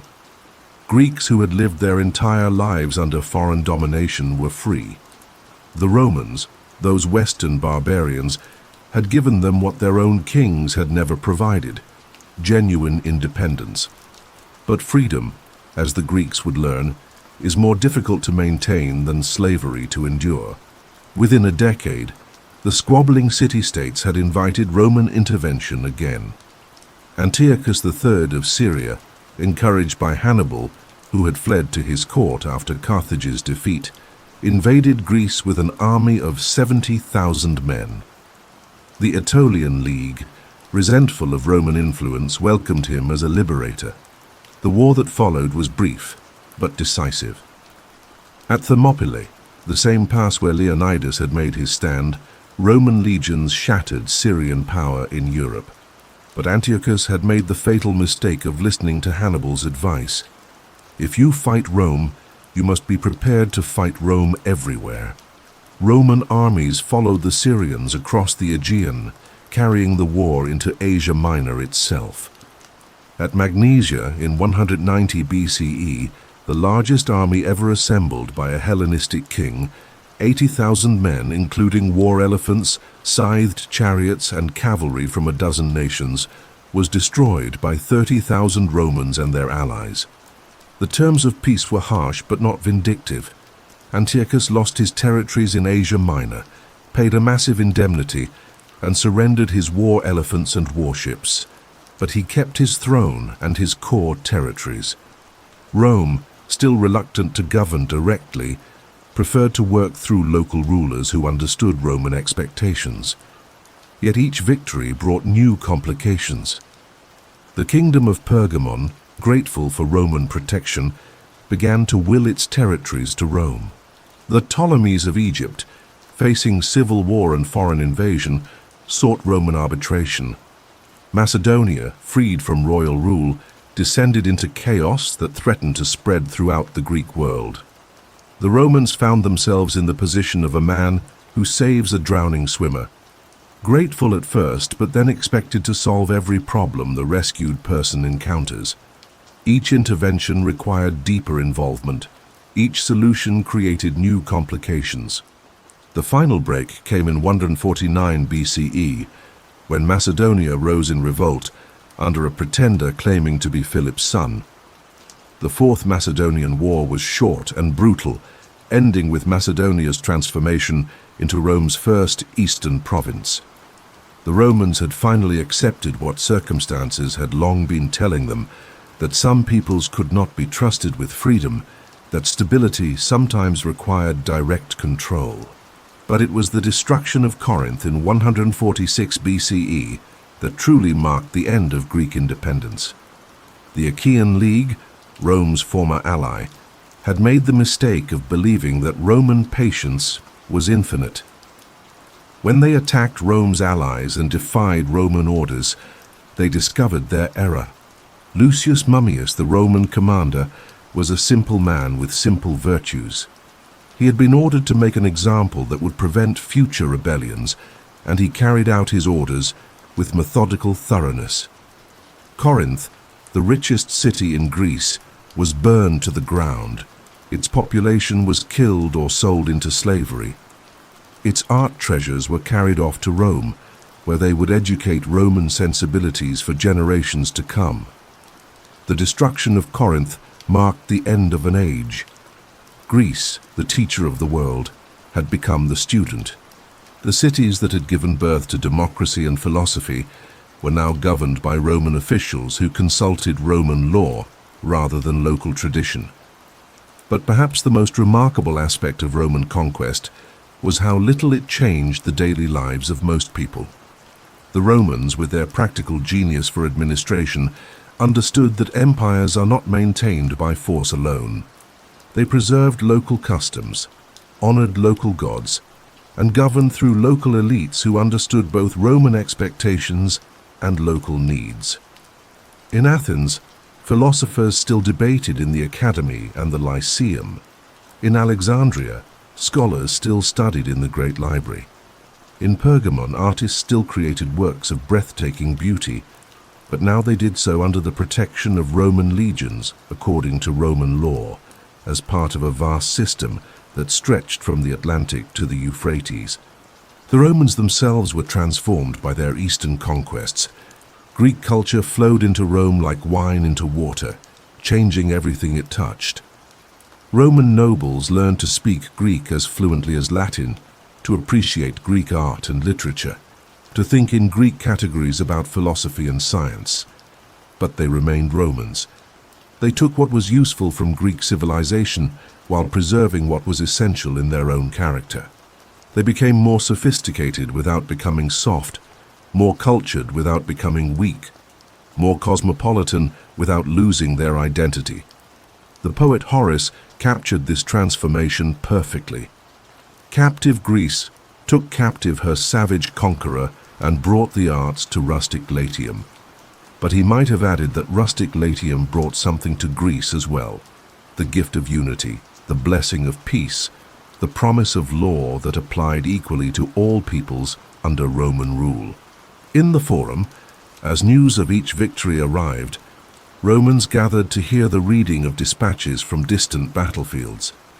But increasingly, these were not celebrations of conquest, but acknowledgments of responsibility. Each new province meant new duties, new burdens, new obligations to govern justly and defend effectively. The Tiber flowed on, carrying Roman dreams toward a sea that was now truly Roman. But the dreams themselves had changed. No longer were they the simple visions of farmers and shepherds content with their 7 hills. They were the complex dreams of a world power, burdened with the responsibility of governing peoples whose languages they barely spoke, whose customs they imperfectly understood, whose aspirations they struggled to accommodate within the framework of Roman law. Sleep now, as the Romans slept in those transformative years, dreaming of a world where diverse peoples could live together in peace, where Roman virtue could provide the stability that local wisdom could not maintain, where the eagles of the legions could protect the olive groves of Greece and the libraries of Alexandria with equal dedication. The Forum Romanum in the late afternoon of a Roman summer was a cauldron of human ambition, where the scent of incense from a dozen temples mixed with the sweat of citizens debating the fate of their world. The year was 133 BCE, and beneath the magnificent buildings that proclaimed Roman dominance over 3 continents, something was breaking, quietly, inexorably, like a crack spreading through marble. Standing on the speaker's platform, the rostra, Tiberius Sempronius Gracchus raised his voice above the crowd, his words carrying the weight of prophecy and the urgency of a man who saw his republic dying. He was 30 years old, tall and dignified, with the bearing of one born to command and the passion of one who refused to accept injustice as inevitable. "Citizens of Rome," he declared, his voice echoing from the surrounding hills, "the wild beasts of Italy have their dens and lairs, but the men who fight and die for Italy have nothing but air and light. They wander homeless with their wives and children, and their commanders lie when they urge them to fight for tombs and temples against the enemy. For no Roman has any longer an ancestral altar or burial place." The crowd listened in silence, for they knew he spoke the truth. Rome had conquered the world, but in doing so it had destroyed itself. The small farmers who had once formed the backbone of the Roman army were gone, replaced by vast slave-worked estates owned by the senatorial aristocracy. The citizens who had once proudly served in the legions were now crowded into the urban slums of Rome, dependent on grain doles and the occasional triumph to fill their bellies. The transformation had been gradual, almost imperceptible, like the slow turning of seasons. Each victory had brought new slaves, new lands, new opportunities for the wealthy to grow wealthier. Each campaign had kept the citizen soldiers away from their farms for longer periods, forcing them to sell their ancestral holdings to pay their debts. Each triumph had displayed the wealth of conquered nations while highlighting the poverty of the conquerors. The Gracchi, Tiberius and his younger brother Gaius, were not outsiders railing against the system. They were the system, or at least its finest product. Their father had been one of Rome's greatest generals. Their mother, Cornelia, was the daughter of Scipio Africanus, the conqueror of Hannibal. When visitors admired her jewelry, she would present her sons, saying, "These are my jewels." But privilege had taught them not pride but responsibility. They had been raised on the old stories of Roman virtue, the tales of Cincinnatus leaving his plough to save the Republic, of Fabricius choosing honor over gold, of senators dying in their chairs rather than fleeing from barbarian invaders. And looking around them at the Rome of their own day, they saw how far their city had fallen from those ancient ideals. The crisis had been building for generations. As Rome's empire expanded, as wealth flowed into the city from conquered territories, the character of Roman society changed fundamentally. The old citizen farmers, who had provided both the votes in the assemblies and the soldiers in the legions, found themselves unable to compete with slave labor. They sold their farms and drifted to Rome, where they survived on free grain and occasional employment, a rootless urban mob with no stake in society beyond their immediate needs. Meanwhile, the wealthy had grown unimaginably rich. Senators who had once lived modestly on family farms now owned estates that sprawled across entire provinces. They built palaces that rivaled those of Eastern kings, collected art from throughout the Mediterranean world, and lived lives of luxury that would have scandalized their ancestors. The constitution that had served Rome well when it was a city-state governing central Italy proved inadequate for a world empire. The Senate, designed to provide counsel to kings and later to consuls, had become the de facto government of the known world. But senators were not elected by the people. They were appointed for life based on their service in the magistracies, creating a self-perpetuating oligarchy that governed in its own interests. Tiberius Gracchus saw clearly what this transformation meant for Rome's future. A republic could not survive when most of its citizens had no stake in its success. An army could not be maintained when the citizens who comprised it were too poor to equip themselves for service. A constitution could not function when the gap between rich and poor became so wide that they no longer shared common interests.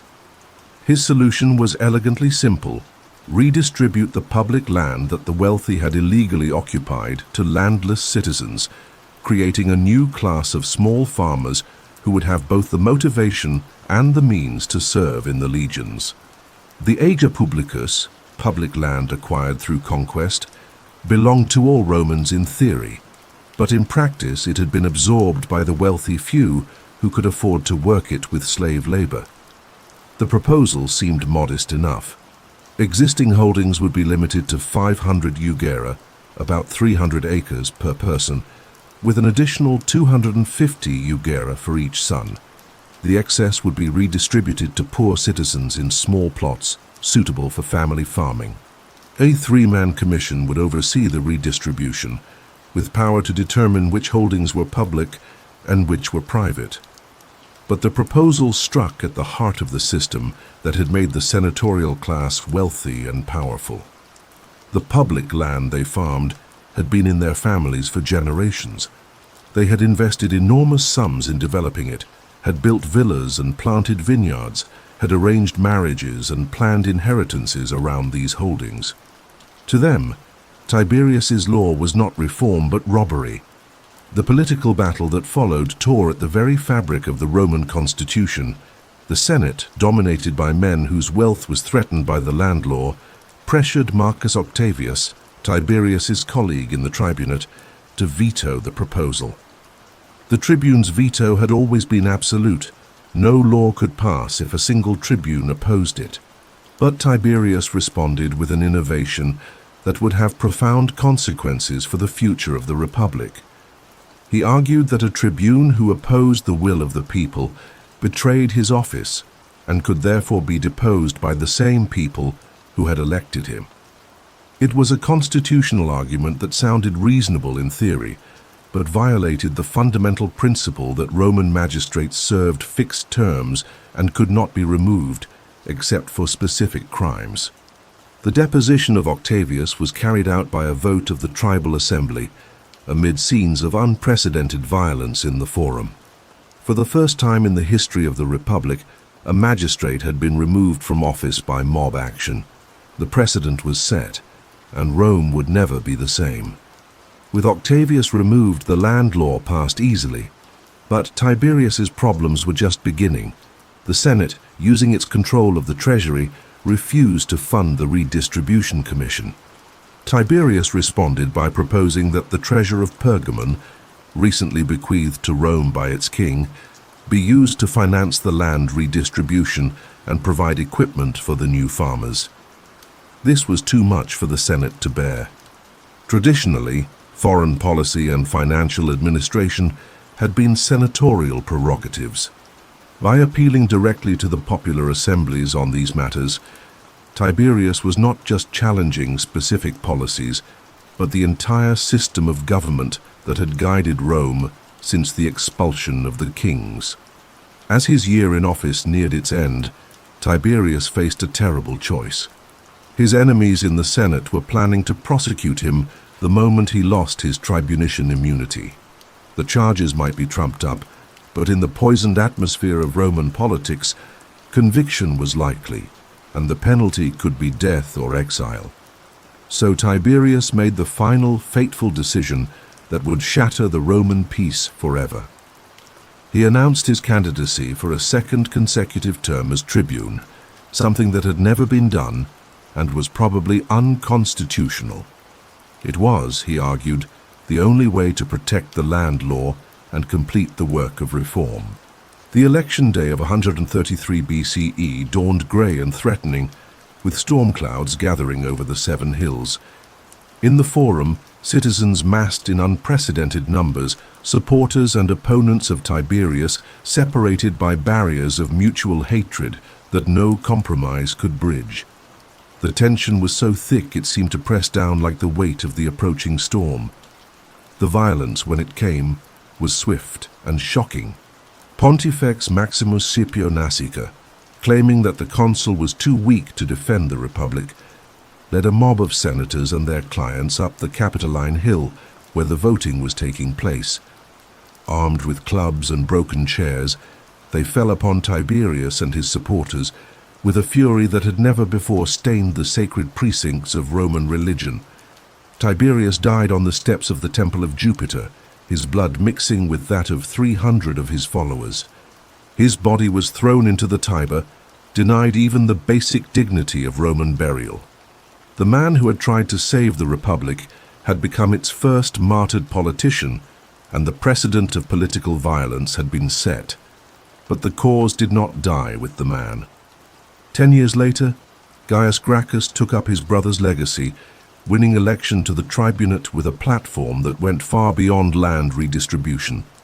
Where Tiberius had been moderate and cautious, Gaius was radical and systematic.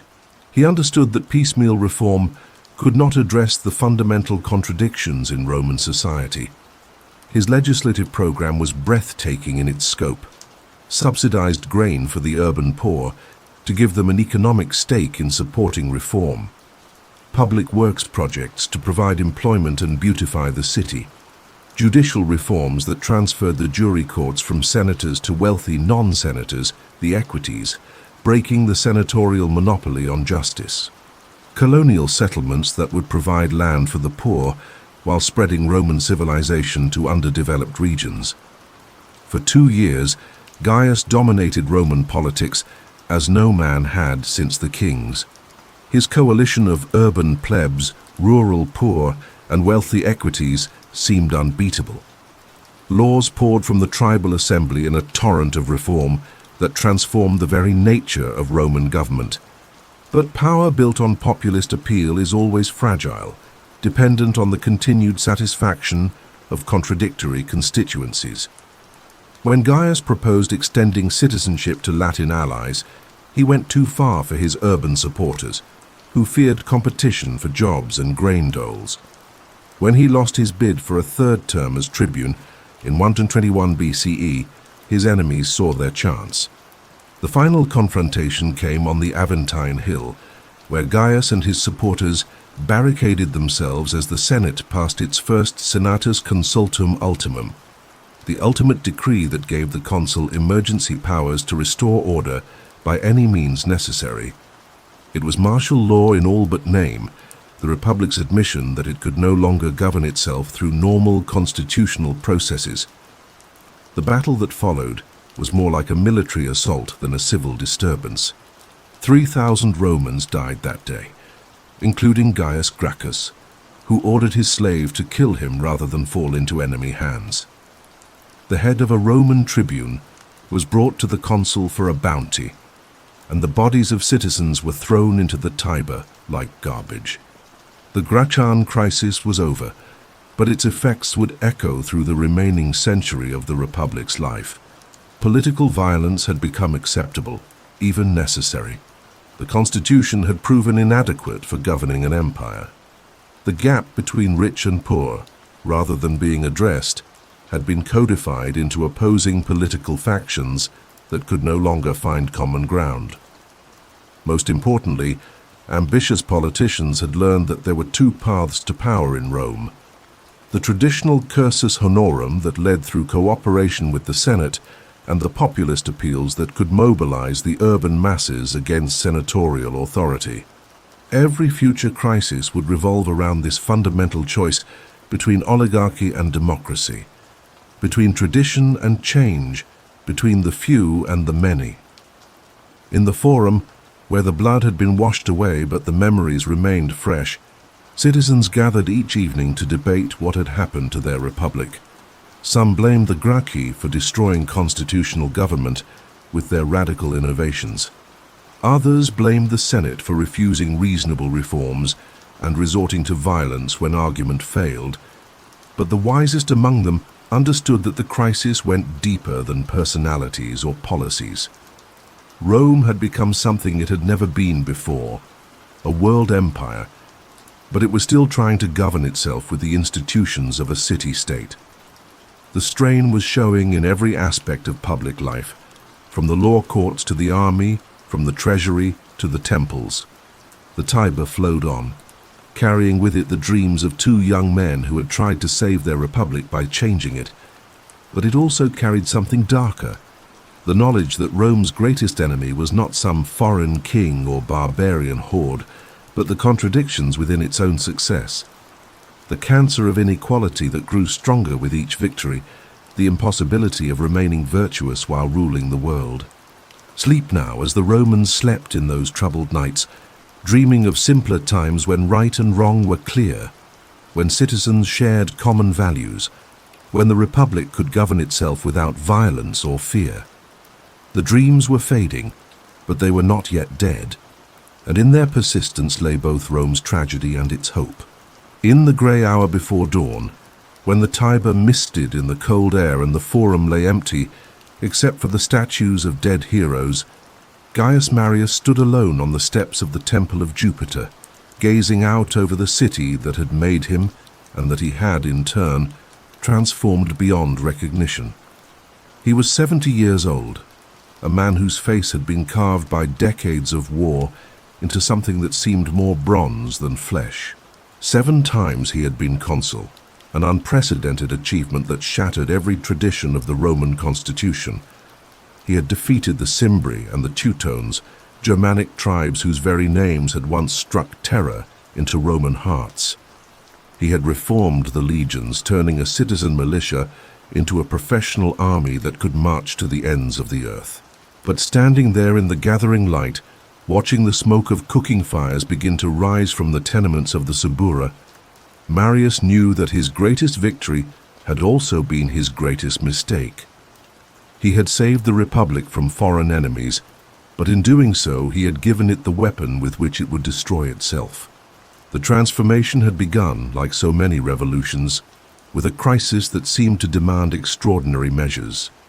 In 113 BCE, Germanic tribes had begun pouring across the Alps in numbers that dwarfed even the Gallic invasion 3 centuries earlier. The Cimbri and Teutones were not raiders seeking plunder, but entire peoples seeking new homes, driven from their lands by climate change and population pressure. They brought with them their wives, their children, their cattle, their gods, everything they possessed loaded onto wagons that stretched to the horizon. Roman armies sent to stop them had been destroyed, with a completeness that recalled the dark days of Hannibal. At Arausio in 105 BCE, 80,000 Romans and allies had died in a single afternoon, their bodies left to rot in foreign fields while their eagles were carried off as trophies by barbarian kings. The panic in Rome was total. Citizens fled the city, expecting to see Germanic warriors on the horizon at any moment. The Senate, that august body which had guided Rome through centuries of crisis, seemed paralyzed by the magnitude of the threat. Traditional commanders, chosen for their birth and connections rather than their abilities, had proven unequal to the challenge. It was then that the people turned to Gaius Marius, the man from Arpinum who had risen through merit rather than ancestry. He was a novus homo, a new man, the son of farmers who had made his way through intelligence, courage, and an absolute refusal to accept that birth-determined destiny. The aristocrats sneered at his rural accent and his lack of Greek education, but the people saw in him something that noble birth could not provide: competence. As consul in 107 BCE, Marius had already proven his worth by ending the Jugurthine War in Africa, where senatorial incompetence had prolonged a conflict against a petty Numidian king for 7 years. But it was his military reforms that would change the nature of Rome forever. The old Roman army had been a militia of citizen farmers, men who owned enough property to equip themselves and who served for the duration of a campaign before returning to their fields. It was a system that had worked well when Rome's wars were brief affairs against Italian neighbors, but it was utterly inadequate for the extended campaigns required by a world empire. Marius opened the legions to all citizens, regardless of wealth. The state would provide weapons and equipment. Soldiers would serve for 25 years, after which they would receive grants of land to support them in their old age. It was a sensible reform that addressed real military needs, but its political consequences were profound. For the first time in Roman history, soldiers would owe their loyalty not to the abstract concept of the state, but to the general who recruited them and who would provide for their retirement. The legions became not instruments of Roman policy, but private armies loyal to individual commanders. The sword that had conquered the world was now pointed at Rome's own heart. The Germanic threat was real enough, however, and Marius's reforms proved their worth in spectacular fashion. The new legions trained constantly, developing a professionalism that citizen soldiers could never match. They built their own camps, maintained their own supply lines, and fought with a discipline that made them the finest military force in the ancient world. When Marius finally met the Germanic tribes in battle, first the Teutones at Aquae Sextiae in 102 BCE, then the Cimbri at Vercellae the following year, the results were devastating. 200,000 barbarians died in the 2 battles. Their threat to Rome ended forever. But the victory belonged not to Rome but to Marius and his legions, and everyone understood the implications. The Senate, grateful for salvation but terrified by its cost, tried to return to the old ways once the emergency had passed. But Roman politics had been fundamentally altered. Any ambitious politician could now appeal directly to the urban masses and the landless poor, promising them citizenship in the legions and land grants upon retirement. The traditional cursus honorum, the ladder of magistracies that had regulated political competition for centuries, became merely one path to power among many. The inevitable clash came in 88 BCE, when Lucius Cornelius Sulla, aristocrat and traditionalist, found himself facing Gaius Marius, populist and innovator, in a struggle that would determine not just who would govern Rome, but how Rome would be governed. The immediate issue was command of the war against Mithridates Sicis of Pontus, a king who had massacred 80,000 Romans and Italians in Asia Minor and was threatening Rome's Eastern Empire. The Senate had assigned the command to Sulla as consul, but the popular assemblies, manipulated by the tribune Sulpicius, transferred it to Marius. For most of Roman history, such a dispute would have been resolved through negotiation and compromise. But in the new world that Marius's reforms had created, constitutional niceties mattered less than military loyalty. Sulla refused his lawful command, made a decision that would have been unthinkable to previous generations of Romans. He marched on Rome with his legions. The march from Nola to Rome took place in the early summer of 88 BCE, through countryside that bloomed with wild flowers and olive groves heavy with fruit. Sulla's soldiers, many of them veterans of campaigns against Italian allies, knew they were crossing a line that had never been crossed before. Roman soldiers had never turned their weapons against their own city, had never violated the sacred boundary of the Pomerium with hostile intent, but they followed their general, as professional soldiers do, and Rome fell to Roman arms for the first time in its history. The occupation was brief. Sulla had a war to fight in the east, but its effects were permanent. Marius and his supporters fled the city, but they did not surrender. They spent the next 5 years building their own armies, forging alliances with other enemies of the Sullan regime, waiting for their chance to return. When Sulla departed for Asia Minor to fight Mithridates, he left behind a city that was Roman in name, but had lost its innocence forever. The knowledge that constitutional government was only as strong as the armies that supported it had entered the Roman consciousness like a virus, spreading through every aspect of political life. The return of Marius in 87 BCE was a bloodbath that made Sulla's initial occupation seem gentle by comparison. The old general, now sick and nearing death, unleashed a reign of terror that targeted not just his political enemies, but entire social classes. Senators were murdered in their homes, their heads displayed in the forum like trophies. The wealthy were proscribed, their names posted on public lists that made them fair game for any killer seeking reward. The most chilling aspect of the Marian Terror was its systematic nature.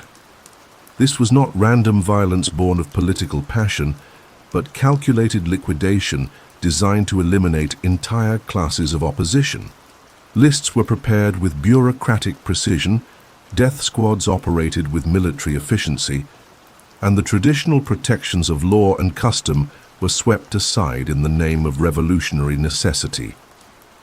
Marius died in 86 BCE, but his followers continued the purge until Sulla's return from the east in 83 BCE brought civil war in earnest. The final battles were fought not against foreign enemies, but between Roman legions, each side fighting for its vision of what Rome should be. At the Battle of the Colline Gate in November 82 BCE, the fate of the Republic was decided by the slaughter of Roman citizens in sight of their own city walls. Sulla's victory was complete, his enemies dead or fled, his path to absolute power clear. But Sulla was an aristocrat of the old school, a man who believed in tradition even as he violated every precedent to restore it. As dictator, a title that had not been used for more than a century, he undertook a comprehensive program of constitutional reform designed to restore senatorial authority and prevent future populist revolutions. The prescription lists that Sulla posted in the forum were longer and more systematic than even Marius had attempted. 3,000 names were published, senators, equities, and wealthy citizens whose only crime was opposing Sulla or possessing wealth that could fund his veterans' retirement. Their property was confiscated, their lives forfeit, their families banned from political participation. The young Julius Caesar, walking through the Forum in those terrible days, would have seen the heads of Rome's leading citizens displayed on the rostra, where great orators had once debated the future of the Republic. The lesson was clear. In the new Rome, political disagreement was not a matter for debate, but for the sword. Sulla's constitutional reforms were extensive and, in many ways, sensible. The powers of tribunes were curtailed, the Senate's authority restored, the courts reorganized to prevent abuse. But constitutional text could not overcome political reality. The legions remained loyal to their commanders rather than to the state. The urban masses remained available to any demagogue who promised them bread and circuses, and the example of successful revolution remained fresh in every ambitious mind. In 79 BCE, Sulla shocked the world by resigning his dictatorship and retiring to private life. He had restored the Republic, he claimed, and now it must govern itself according to the laws he had written. Within a year he was dead, and within a decade his constitutional settlement was in ruins. The Republic that emerged from the Sullan restoration was a hollow shell, maintaining the forms of traditional government while lacking its substance. Elections were held, laws were passed, the Senate met and debated, but everyone understood that real power lay with whoever controlled the most legions. The generation that grew up during these civil wars learned lessons that their ancestors would not have recognized. They learned that tradition was weakness unless backed by force, that law was meaningless unless enforced by loyal soldiers, that the highest virtue was not service to the state, but loyalty to the leader who could provide protection and advancement. In the Forum, where the bloodstains had been scrubbed away but the memories remained vivid, citizens gathered each evening to trade rumors and speculate about the future. Would the Sullan settlement hold? Could the Republic govern itself without a strong man? Who would be the next to march on Rome? The questions hung in the air like incense smoke, unanswered and perhaps unanswerable. For Rome had discovered something about itself that could not be undiscovered, that its greatest strength, its military power, was also its greatest weakness when turned against itself. The Tiber flowed on, carrying with it the dreams of a republic that had once governed through consensus and compromise. But now it carried something darker, the knowledge that in the new world Rome had created, only force could guarantee survival, only victory could provide security, only absolute power could offer lasting peace. Sleep now as the Romans slept in those bloody years, dreaming of simpler times but preparing for harsher realities, knowing that the sword they had drawn could never again be sheathed, that the republic they loved was dying, even as the empire it would become was struggling to be born. The Ides of March dawned clear and cold in the year 44 BCE, with a wind from the north that carried the scent of mountain snow down into the Roman Forum. In his house on the Palatine Hill, Gaius Julius Caesar stirred in his bed as the first light crept through the shutters, unaware that he was waking for the last time, that before the sun set again, the Roman Republic would die with him on the floor of the Senate House. But perhaps that is too dramatic a beginning. Perhaps we should start earlier, in the comfortable darkness of 60 BCE, when three men met in secret to divide the world among themselves, thinking they were saving the Republic when they were actually signing its death warrant. The first triumvirate, though they never called it that, was born of mutual necessity rather than mutual affection. Pompey the Great, conqueror of the East, needed land for his veterans and ratification of his eastern settlement. Marcus Licinius Crassus, the richest man in Rome, needed a consulship to restore his dignity after Pompey's triumphs had overshadowed his own victories against Spartacus. And Julius Caesar, ambitious and broke, needed a consulship to advance his career and a profitable provincial command to pay his debts. None of them trusted the others, but all of them understood that the Senate, dominated by conservative nobles who feared any change to the status quo, would block their individual ambitions unless they worked together. So they made their pact in private, agreeing to support each other's interests and to let nothing pass through the popular assemblies without unanimous consent. It was the final abandonment of constitutional government, though few realized it at the time. The Roman Republic had become an oligarchy of generals, its policies decided not in the Senate House, but in private meetings between men who commanded more loyalty from their soldiers than from their fellow citizens. Caesar's consulship in 59 BCE was a preview of the imperial autocracy to come. When his colleague Bibulus tried to obstruct his legislation, Caesar simply ignored him. When the tribunes attempted to veto his laws, Caesar's supporters drove them from the forum with violence. When the Senate refused to cooperate, Caesar bypassed it entirely, taking his proposals directly to the popular assemblies. The old forms were preserved, votes were taken, oaths were sworn, religious ceremonies were performed, but the substance had evaporated. Caesar governed as an autocrat while maintaining the fiction of republican government, a skill he would perfect during his years in Gaul. The Gallic Wars that began in 58 BCE were ostensibly fought to defend Rome's allies from barbarian invasion. In reality, they were Caesar's pathway to the wealth and military reputation he needed to compete with Pompey.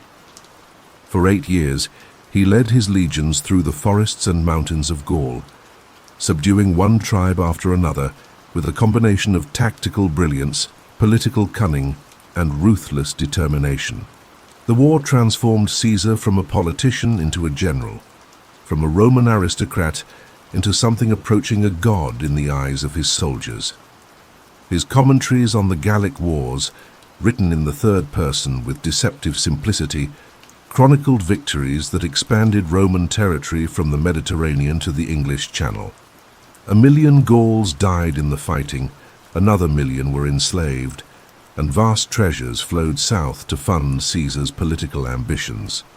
But the war also created something unprecedented in Roman history, an army that was personally loyal to its commander rather than to the state. Caesar's legions had marched with him for 8 years, had shared his victories and his dangers, had grown rich on the spoils of conquest. They were no longer Roman soldiers serving in Gaul. They were Caesar's men, bound to him by ties stronger than law or constitution. Meanwhile, in Rome, the triumvirate was disintegrating. Crassus, seeking military glory to match his partners, led an expedition against the Parthian Empire and died at the Battle of Carrhae in 53 BCE, his head cut off and used as a prop in a Greek tragedy performed for the Parthian king. His death removed the balance wheel that had kept Caesar and Pompey from direct confrontation. The crisis came in 50 BCE, when Caesar's Gallic command neared its end and he faced a terrible choice. He could return to Rome as a private citizen, exposing himself to prosecution by his enemies for the illegal acts of his consulship, or he could seek a second consulship while retaining his military command, a violation of law and precedent that would amount to a declaration of war against the Constitution itself. The Senate, finally recognizing the threat Caesar posed, demanded that he dismiss his armies and return to Rome immediately. When Caesar refused, they passed the Senatus Consultum Ultimum, declaring a state of emergency and authorizing the consuls to defend the Republic by any means necessary. The die was cast, Caesar's own words as he crossed the Rubicon River with a single legion on the night of January 10th, 49 BCE. The small stream that marked the boundary between Gaul and Italy had never seemed so wide, for in crossing it with armed forces, Caesar committed treason against the state that had made him. But the civil war that followed was unlike the brutal conflicts between Marius and Sulla. Caesar fought with a clemency that astonished his enemies and won over his former opponents. Where previous civil wars had featured proscription lists and mass executions, Caesar pardoned his enemies and invited them to join his cause. It was a new kind of autocracy, one that sought to heal rather than to punish, to unite rather than to divide. Pompey, with the resources of the Eastern Mediterranean at his disposal, should have been able to crush Caesar's rebellion. But the great general had grown cautious with age, and his strategy of retreat and attrition could not match Caesar's aggressive pursuit. At Dyrrhachium, Pompey won a tactical victory that might have ended the war. At Pharsalus, on August 9, 48 BCE, Caesar's veterans proved that loyalty and desperation could overcome numbers and position. The battle lasted only a few hours, but its consequences would echo for centuries. When it was over, the Roman Republic was effectively dead, though its funeral would take another 4 years to complete. Pompey fled to Egypt, where he was murdered by advisors who thought they were doing Caesar a favor. Caesar, arriving 3 days later, wept over his rival's severed head. Whether from genuine grief or political calculation, no one could say. The final years of Caesar's life were spent in a race against time that he could not win. He had to consolidate his conquests, reform the state, and establish a system of government that could survive his death. But every reform he made, every precedent he set, moved Rome further from its republican past toward an imperial future. As dictator, a title he held for life after 44 BCE, Caesar governed with an efficiency that had been impossible under the old system. He reformed the calendar, founded colonies for his veterans, extended citizenship to Gauls and Spaniards, and planned massive public works that would beautify Rome and provide employment for the urban masses. His clemency became legendary. Even senators who had fought against him were pardoned and restored to their positions. But clemency could not overcome the fundamental contradiction of his position.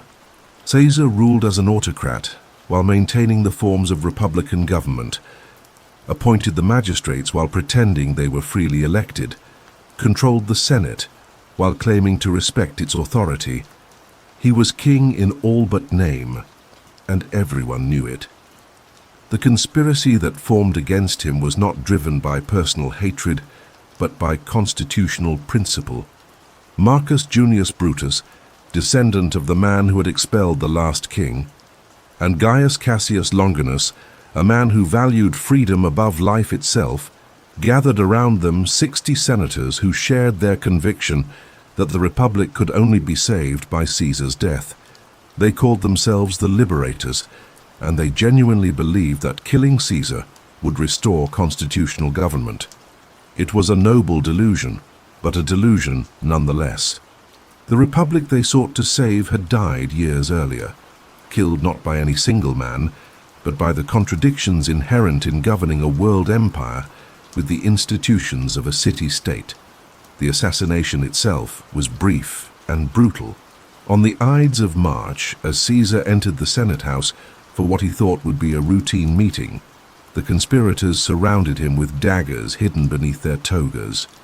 Beware the Ides of March, a soothsayer had warned him, but Caesar had dismissed such superstitions as unworthy of a rational man. 23 wounds they gave him, though Antony would later claim that only one was mortal. Caesar fought back at first, then saw Brutus among his attackers, and spoke his famous last words, not et tu Brute, as Shakespeare would have it, but kai su teknon, you too, my child.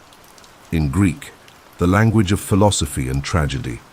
He fell at the base of Pompey's statue, his blood staining the marble floor of the Curia, while his assassins stood over him, their daggers dripping, shouting, Sic semper tyrannis, thus always to tyrants. But their voices echoed in an empty chamber, for the other senators had fled in terror, and Rome waited in stunned silence to learn what would happen next. The liberators had planned the assassination with meticulous care, but they had given no thought to what would follow. They seemed to believe that killing Caesar would automatically restore the Republic, that the Roman people would rise up and thank them for ending the tyranny. Instead, they found themselves isolated and despised. forced to barricade themselves on the Capitoline Hill while Caesar's supporters gathered in the forum below. Mark Antony, Caesar's loyal lieutenant, seized control of the situation with skill that Caesar himself would have admired. At Caesar's funeral, he delivered an oration that turned the crowd against the assassins without ever directly attacking them. He read Caesar's will, which left his gardens to the people and money to every citizen. He displayed the blood-stained toga, pointing out each rent made by conspirators' daggers. By the time the funeral pyre was lit, Rome was ready for another civil war. The wars that followed would last for 13 years and consume the last generation of Republican Romans. Brutus and Cassius died at Philippi, defeated by Antony and Caesar's young great-nephew Octavian. Antony and Cleopatra died at Alexandria, overcome by Octavian's superior political skills. The Roman world was littered with the corpses of men who had tried to restore the past or create the future, leaving only one survivor to inherit the ruins of the Republic. But that is another story for another night. For now it is enough to remember Caesar as he lived, brilliant and flawed, merciful and ruthless, a man who tried to bridge the gap between what Rome had been and what it was becoming. He failed, as perhaps anyone would have failed, but his failure was more magnificent than most men's success. In the forum where his body had burned and his ashes had been scattered, a temple would rise to the divine Julius, the first Roman to be officially deified. Citizens would come there to pray, to make offerings, to seek the favor of the man who had conquered Gaul and crossed the Rubicon, who had pardoned his enemies and died by their hands. The Tiber flowed on, carrying with it the ashes of the Republic and the dreams of the empire that was struggling to be born. But in its waters, if you knew how to look, you could still see the reflection of 7 hills, where shepherds had once watched their flocks, where kings had ruled by the consent of the people, where citizens had governed themselves according to laws they themselves had written.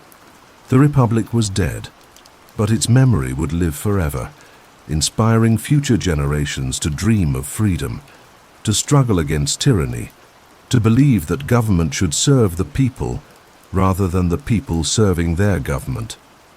And in that memory perhaps lay Caesar's truest victory, not the conquest of Gaul or the crossing of the Rubicon, but the proof that even the greatest autocrat could not kill the human yearning for liberty. Sleep now as the Romans slept on that long-ago night when everything changed, when the last hope of the old world died and the first stirrings of the new world began. Dream of possibilities that might have been, of paths not taken, of a future that chose empire over freedom, but never stopped remembering what freedom meant. The story of Rome was far from over, but this chapter, the chapter of the Republic, was closed forever, leaving behind only echoes and memories, statues and ruins, and the eternal question of whether human beings can govern themselves without destroying the very thing they seek to preserve. And so we reach the end of our journey through the centuries, though time itself flows on like the Tiber, carrying dreams and memories toward the endless sea. In 12 chapters, we have watched a city grow from 7 hills into the master of the known world, have seen shepherds become senators, farmers become legionaries, a republic transform itself into the foundation of empire. But empires, like men, have their seasons. What followed Caesar's death was the age of Augustus, the Pax Romana that would bring 2 centuries of peace to the Mediterranean world. Roman law would spread to Britain and Egypt. Roman roads would carry commerce from the Atlantic to the Euphrates. Roman cities would rise in forests and deserts where no civilized foot had ever trod. Yet the dream that began with Romulus never truly died. In every generation, in every corner of the empire, men and women would remember the old stories of Cincinnatus leaving his plough to save the Republic, of the Sabine women stopping a war with nothing but their courage, of senators choosing death rather than dishonor. The memory of what Rome had been would inspire what it might become again. The 7 hills still rise above the Tiber, still catch the morning light, as they have for 3 millennia. The Forum is ruins now, its marble columns broken, its bronze tablets scattered, its temples open to the sky. But if you stand there in the evening, when the tourist crowds have gone and the shadows grow long, you can still hear the echoes, senators debating, citizens voting, the clash of arms and the whisper of togas, the eternal sound of human beings trying to govern themselves with dignity and justice. That is Rome's greatest gift to the world. Not the roads or the aqueducts, not the legions or the laws, but the example of a people who believed that free men could rule themselves, that virtue mattered more than victory, that a city built on just foundations could endure forever. The empire fell, as all empires must. But the idea of Rome, the dream of a world governed by law rather than force, united by citizenship rather than conquest, dedicated to the common good rather than the private interest, that dream lives on in every democracy, every constitution, every courthouse where justice is sought and sometimes found. Sleep now. As the Romans slept through the long centuries of their glory and their decline, dreaming of a future where their example might inspire other peoples to build their own 7 hills, to write their own laws, to believe that ordinary human beings can accomplish extraordinary things when they work together with courage and hope. The Tiber flows on, and the dream endures.